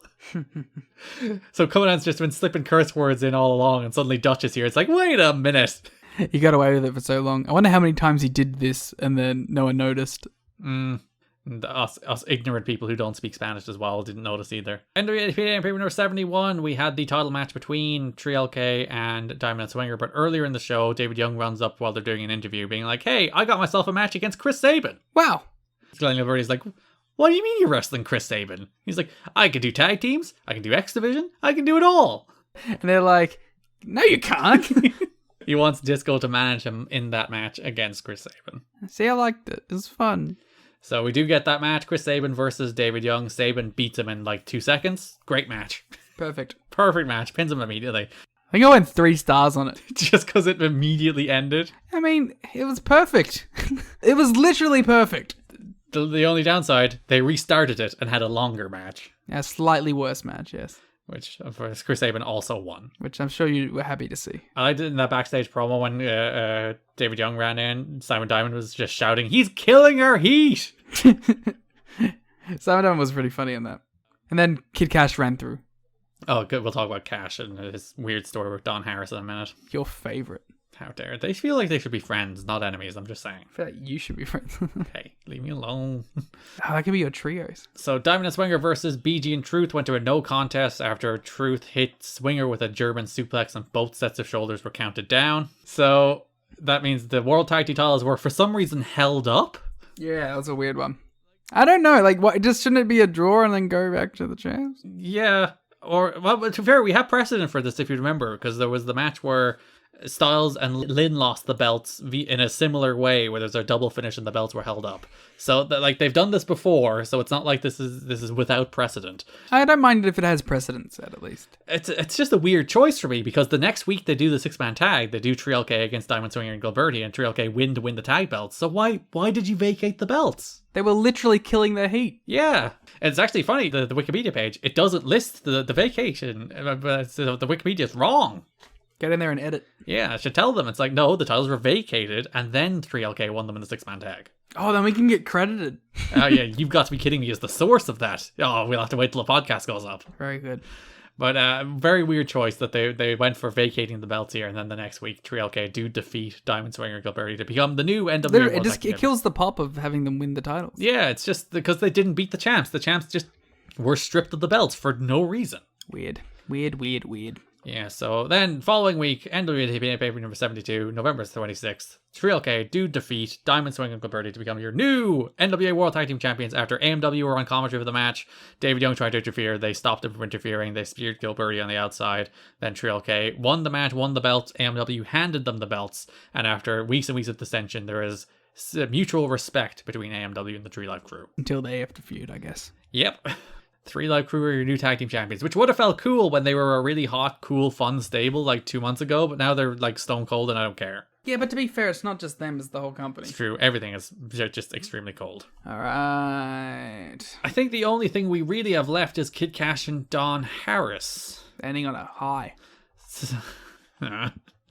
So the Kid Cash has a couple of matches this month. First, he wrestles Shark Boy, where he tries to steal Shark Boy's mask. We have the Gathering match first. Yeah, we talked about that. The Gathering defeated Laz and I Kid know, Cash. I'm just saying, you said first. And we would never want to be incorrect. Yeah, so after the match, Cash tried to attack Laz. He hit him with a low blow. Abyss made the save. That's a set up the Abyss turn later in that show. Then the real matches. Shark Boy, 1-on-1 with Kid Cash. Kid Cash's new braided hair. He has just come back from spring break. Where's all Shark Boy's pals gone, by the way? Well, we know where most of them. That's true. They got canned. And we should mention, of course, a sadder note of where Shark Boy's pals gone. Oh no, I didn't mean. With Mad Mikey did pass away this month. Yeah, it's upsetting. Because like when I had seen Mad Mikey in this company, I had always because I didn't really know when he passed. I was like, I feel like this guy is a guy who would have made the rest of his career here. He was so perfect for it. And yeah, there's notes this month that apparently he was having a very good time in TNA. He was enjoying the vignettes he was shooting, and yeah, he died in pretty tragic fashion. Yeah, he passed away. The November 12th show was dedicated to him. CM Punk had Mikey on his wrist tape. Raven had Crash on his chest painted. ECMO wore a shirt in tribute of Crash. So there were a number of tributes to Crash on that show. But yeah, it's very sad. And now they pivot to Kid Cash again. So yeah, Cash against Shark Boy. Cash wins and tries to steal Shark Boy's mask because apparently he's just doing Sex's bidding again. Sure. Don Harris makes the save. So this is an interesting development here. Is it? Well, in that the Harris brothers' mission was to steal Shark Boy's mask. You're right. And now they came in here to protect it. There is no consistency here in NWA-TNA. I was like, when I was watching it, I was like, is Garrett going to pick up on this lore? So again, if anything, Kid Cash and Don Harris should be friends. Exactly. They have mutual objectives here. They have both tried to steal the Much mask like of Shark you. Boy. Stop it. Stop it. Oh, God damn it. And then last show of the month, Low-Key faced Kid Cash. Hey Garrett, I'm going to officially retire the Nazi bit. Thank you. It's been 18 episodes. Yeah.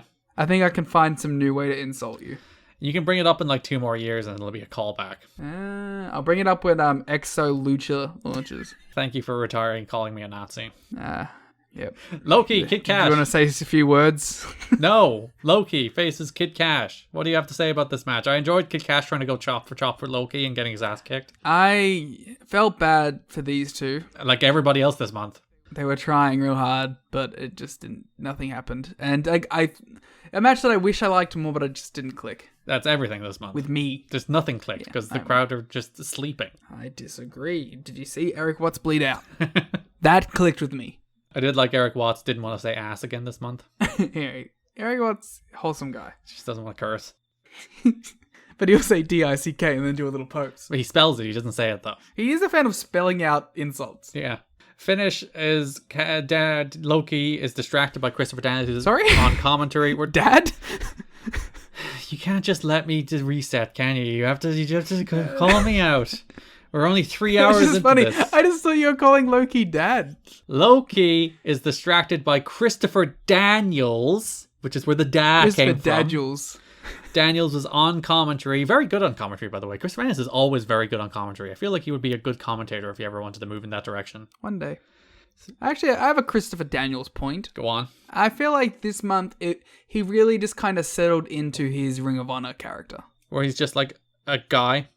Yeah, he's a guy. He's a little comedic at times, but he can bring the intensity when he needs to. Very much like he's... there's been a pivot, and because I was watching him in that Triple Threat, and I was like, he feels like Ring of Honor Daniels post like initial top heel run. Yeah, he feels like he's just being himself. Yeah. Which is not doing the metamorphosis nonsense or the sex nonsense. He's just being Christopher Daniels now. Yeah. But yeah, Cash caught a roll-up after Loki was distracted by Daniels on commentary. Great roll-up, by the way. One of those roll-ups is like, oh yeah, he got him. You believe it. Don Harris tried to catch Kid Cash. Kid Cash ran away. That's the story. He's running away. He fears no man. He comes out with a sign saying, I fear no man. And then next week with a sign saying, I fear no man, especially not Don Harris. He should come up with one that says, I fear one man. Bracket, Don Harris. So that's your Kid Cash stuff. Cool. All right, that's broad topics. Again, all of it is just like hoovered into these three things, more or less. Yeah. Then we got some tidbits. Yeah, so let's go show by show, starting with NWA-TNA pay-per-view number 69. Nice. November 5th, 2003. You got anything from this show? Shane Douglas was referred to as Intellectual Assassin by Mike Tenay. That sounds like some Triple H shit. It was weird. In the X Division Gauntlet, everyone got individual entrances, but no one got music. Yeah. Like, they all came out, they were all announced, but they all came out to the same theme song. It's very strange. Roddy Piper, Scary Hospital Man. Oh yeah, we had 2 Roddy Piper interviews on this show, these shows. We should talk about them. So there's the first one where he was standing outside a hospital where he was cutting a promo about how, oh, Vince Russo's gone. I call him Vince Pusso or Doo-Doo or whatever he said. And all I could think about this was like, this is a real hospital. Yeah. Right? What if like, my son is ill and we have to rush him to the hospital and I'm trying to get in there and this fucking goofball is screaming at a camera out the front. To be fair, I don't think he was being that obtrusive that if you drove past him, you'd be like, what the fuck? But there's a camera crew and Roddy Piper's there and you're like, Stevie's about to die. I don't know. Stevie? That's my kid. Your child Stevie is on his deathbed, yes. Yeah. And now I'm too distracted by Roddy Piper, and now I won't even take him inside because I have to go, oh, hey, Roddy, hey, man. Love you. I love your work in NWA-TNA. Oh, those promos, they're the most coherent thing I've ever heard. Yeah, I was a big fan. I was a big fan of that Owen tirade you went on. It was crazy. He does another one on the last show of the month as well, where he's... What the fuck was this one? He's punching some dummy, and he takes a bunch of shots at Hogan in these as well. Very weird. I guess maybe they still thought they were going to get Hogan and maybe they were going to do some Roddy finish with Hogan. That probably would have been among the least interesting things they could do. It's like, let's go back to Roddy Piper and Hulk Hogan. Yeah, probably. I like this note for him, though. Oh, the word on Roddy Piper's involvement in the company is that the office knows how awful his promos are. But they also feel his name value is strong enough to justify a position on the roster. Which, you know what? Fair enough. Should make him a manager. Where he might actually be able to cut a decent promo. Yeah, if he has, like, direction. Who would you put him with as a manager? David Young. Shut up. You know what? If you made PCO, and you had Roddy Piper manage him... Oh, that's a good unhinged team. That's a good act. See, my first idea was Abyss. But Abyss is too, demonic. You don't think Roddy can get demonic? He probably could, but then Raven will give out to him for stealing Demon Valor. Piper with Abyss feuding with Raven? Yeah, that would actually that would rule. Yeah, I'm into that. Let's go. That would Raven rule. It would. I'm very quickly reading my notes. I wrote Swinger in all caps. I don't remember why. Because you're actually starting to get Swinger a little bit. Oh yeah, there was a line in the last show of the month where he was like, you go do your X Division things, and he was just short of a daddy of being the regular Swinger character. He said you gotta go study your X Division tapes. Yeah, I like Swinger. I like when he comes out a little bit. His Swinger voice. I liked how Mitchell didn't even wear gear or the suit for the Last Man Standing match. He just wore a shirt and jeans. Yeah, he looked cool. That's how I'm trying to be when I'm that age. Just gonna wear my shirt and jeans and get my ass kicked. I wish my hair was that long. I just got cool hair. And all the run-ins in the main event of the Jarrett and Sting match, Raven threw a super kick on Kevin Northcutt that completely missed. And he sold it too. He sold it, and it was so bad that Raven kind of pulled it, and then it made it look even worse. Raven. Completely Let's missed. talk about Raven being at the weirdest, awkward stage of his hair too. Yeah, it doesn't look great, does it? It's like frizzy. But it's like, we were talking about it on the watch along. Like, he's a handsome guy with the short hair. Like, when he had it real shaved, like, down to the skin, I was like, man, Raven looks good. Should have embraced it. Yeah, I think so. But to be fair, he does get to the stage where he grows it out enough again. So, NWA-TNA Pay number 70, the one we did for the watch along. Again, probably the worst piece of audio I've ever done. TNAchat.com. I know there was some Wednesday War Games probably on par. Hey, all of our content is good, I'll have you know. Anyway, we're talking about the worst piece of audio we've ever done. So Don Callis is kind of managing Abyss now. He's like soothing him. It's like, it's okay, big guy. You can go out there and kill him. It's okay. He's touching his back, soothing him. Yeah, you'd love touching people's backs, soothing them, wouldn't you? Do you want me to bring the Nazi bit back? The big thing for Jimmy Hart is him just shouting "why" a lot. Why? Yeah, because the whole thing is like, why did you lay down for Hulk Hogan? Just insisting everyone chants "why." Wow. I was gonna say if you would like extended thoughts about this show, you can listen to the watch along, but I'm not sure you'll get extended thoughts about the show watching the watch along. I wouldn't. Go listen to Rain Takers. Yeah, NWA-TNA paper number 71, November 19th. It opened with the usual video package, but for some reason the footage was like weirdly washed out. And I was like, did you destroy the tape, or did JB just get a sudden like artistic flair? He's like, oh, we're gonna wash out the footage. The tape took damage on the trip to Australia. Of course, when he was sitting in front of Sydney Harbour Bridge. Yeah. Don West does a bunch of like DVD pitches where he's like, it's like, oh, this Clockwork Orange is a bloody brawl. How many of these DVDs did you own? I have all of them. I have the best of the Bloody Sprawls. I have the best of the X Division. I have the best of the NWA title matches. I have the X Division and the Bloodiest Brawls, but I had the X Division in the 2-pack, so I don't think it's not the straight up DVD. Yeah, and it's fun that those DVDs stayed in print for actually like a surprisingly long time. Yeah, they had them here when I was like a fan. Yeah, and they reprinted them in like 2008, 2009. So there you go. That would be the versions I got. Also, like when they cut to Don at the commentary table, being like, "You can get all these things for your friends at Christmas." It's like, oh, Don is Santa. Ho ho ho. Don is my Santa. Mike is my Jack Frost. I'm going to propose a question to you, Liam, and I do want you to think about it. Okay, I will try. Does CM Punk and TNA kinda suck? And I don't mean like, is he badly pushed? I mean, is he just kind of bad? Okay, I will say this. I think his in-ring has been fine to good. I think his promos have kind of stunk. Like, I would understand if you were TNA management and you were looking solely at CM Punk's output on this show. I'd almost be like, is Julio Tenero the guy in this tag team? Yeah, a little bit. I know, I like the gathering tags.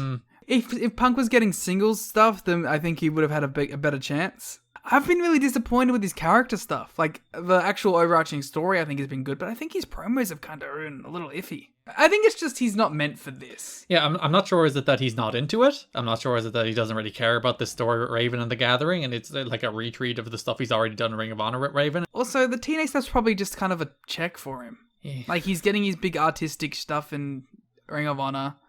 But I would have thought he would have been like, oh, this is my platform, you know, but if I'm ever going to make it on a national level, it's probably going to be with this company rather than, obviously he did make it on a national level with WWE in the end, but I don't think he would have expected to. Well, I can tell you something that I learned in my through the years listening was that as Punk and Raven were wrapping up their stuff at this time in Ring of Honor, he was going through kind of like a mini crisis of, the crisis of faith is not the right term, but he was going like, so he's having his artistic vision sort of messed with there because he was getting jealous of Joe and Styles and stuff getting to work the big matches. He was kind of stuck doing the brawls with the Ravens and the Funks and stuff. So I think in general, he was kind of like, I want to go out there and be doing my big 30-minute epics and doing my big cool matches that are big nerd bait stuff. You know what I mean? I think, and if you could see that was his mindset in Ring of Honor, imagine his mindset here. Yeah, so you think he's a little confidence shy at the moment? I just think he's not doing the kind of thing he would like to be doing even in his more free expressive place, let alone the place where he has to take the most direction. Yeah, where he's like, you have a 30-second promo where you give out about Raven abandoning you, and you have a tag match against Laz. Yeah, I think he's craving the work rate stuff, and he hasn't been getting that chance in either place. Yeah, it's just it's strange to watch CM Punk at TNA and just be like, you don't see anything. You know, if you watch this guy solely in this company, you'd never be like, oh, this is the guy. In the same way, like, if you watch one AJ match, you're like, oh, he's the guy. Yeah, but I also think, you know, he hasn't been put in a position to have that opportunity either. Because he's just been doing multi-mans. That's all he's been doing is multi-man tags. I still think if you're like a true great, though, it comes through. And it doesn't here, and it's weird that it doesn't. That, like, not only does it not come through, but like I think he's being overshadowed by his tag team partner, who's not as good as him. Yeah, I don't know. I feel like if we had like one Paul London CM Punk match, we'd have a different take. But like even Paul London was a guy who only did like 6-minute matches, and even then in TNA, you're like, you saw it, you know? Yeah, but he was still the focus of those matches. He wasn't the sixth guy. But was he really? He was literally the sixth guy. He was in like multi-mans most of the time. No, but he still got those big singles matches. But they were still like 5 minutes long. Listen, I'm not having this CM Punk argument at 1:20 in the morning with you. Damn right you are. That's where we are. We're being like, Punk kind of sucked in TNA. He did. I'm sorry. I don't know. I don't think he was in an environment conducive to his talents. I don't think his talents even remotely shone through, though. That's my thing. Like, again, the Paul London example is a great one because he was barely featured. He was on the show like 3 times, usually in multi-man. But he's a performer that's going to be conducive to that environment. Like, he's going to thrive in those multi-man X Division stuff. And in Punk's credit, when he did get a chance to do the multi-man X Division stuff, I liked his stuff way more. Yeah, but he was in a multi-man X Division match with Paul London. Paul London looked great, and he didn't. I think he did. Fine. Punk apologist over here. This is just your follow-up from your Revolution take about how you hate everything CM Punk's ever done. Excuse me, I liked pretty much everything CM Punk has done on All Elite Wrestling until he had a bad match at Revolution that the crowd didn't give a shit about. Everyone was just too busy weeping over the Ring of Honor theme song to actually notice the match wasn't chuck this in your third hour. Throw this in the third hour so no one hears it. Oh dear. Yeah, but still, Punk, TNA. Yeah, like this will be a YouTube highlight, I'll have you know. People might hear it. Make sure you put MJF in the tag. AEW in the tags. You don't think I'm slapping a YouTube title of Did CM Punk Suck in TNA? You don't think I'm doing that? Bracket, no. Close bracket. I like my notes during the Chris Sabin David Young match, where after the first match, I was like, that is much better than me actually having to watch this match. And then when they restarted it, I'm now upset at having to actually watch this match. Hater of Chris Sabin, this guy. I do love my Chris Sabin. If CM Punk was Chris Sabin level, you know, he'd finally be a good wrestler that I could get behind. That's all I have for that. You got anything else? No. And last show of the month. I'm sick of Jeff Jarrett. That's my prevailing note from this. I just wish he was doing more interesting things. Because I think he's still a reasonable talent. He's not doing anything. You don't want to hear him cut the exact same promo every week for 4 weeks. I will say he put a graphic on the screen that said Hulk Hogan like 1979 to 2003. He debuted in 77, Jarrett. You meant his birth year, obviously? No, he was born 2 years after he started wrestling. Yeah, he wrestling in the balls, I guess. I like that he cut off the 10 bell salute. Yeah. Jeff has some like good comedy shtick. He's a good performer. I think I like that more when he I don't mind him doing the heel stuff, but I like him when he throws in the comedy stuff to kind of break it up. It's kind of the classic thing where it's like if he didn't book himself, he'd be fine. Yeah. All right, wrap this fucking show up. No. I'm like Dutch Mantel. I'm telling these kids to go take it home. Liam's fining me. Yeah, I'm going to fine you $50 so I can buy the next month of TNA pay-per-views. All right, that's November 2003 TNA. Again, another like just down cold month. But listen, we had a long argument about CM Punk, so what more do you want? Not to have that argument at 1:30 in the morning. We'll be back next weekend with the Patreon show covering Ring Ka King, and we'll be back probably later in the week after that with the next episode of Rain Takers. So that's on Patreon, patreon.com/kiddingme or tnachat.com. You can also, of course, as usual, see the show notes at tnachat.com for the $1 tier, and also our watch along of NWA-TNA Baby number 70 is there too. Whether or not you should actually listen to it is a different question altogether. You can follow us on Twitter at TNA History Pod. You can follow me on Twitter at Garrett Kidney. You can follow Liam on Twitter at The Gleet Muda. Thanks for listening. We'll be back in 2 weeks with the December 2003 episode of You've Got to Be Kidding Me. Thanks for listening, and bye-bye. Do damn thing.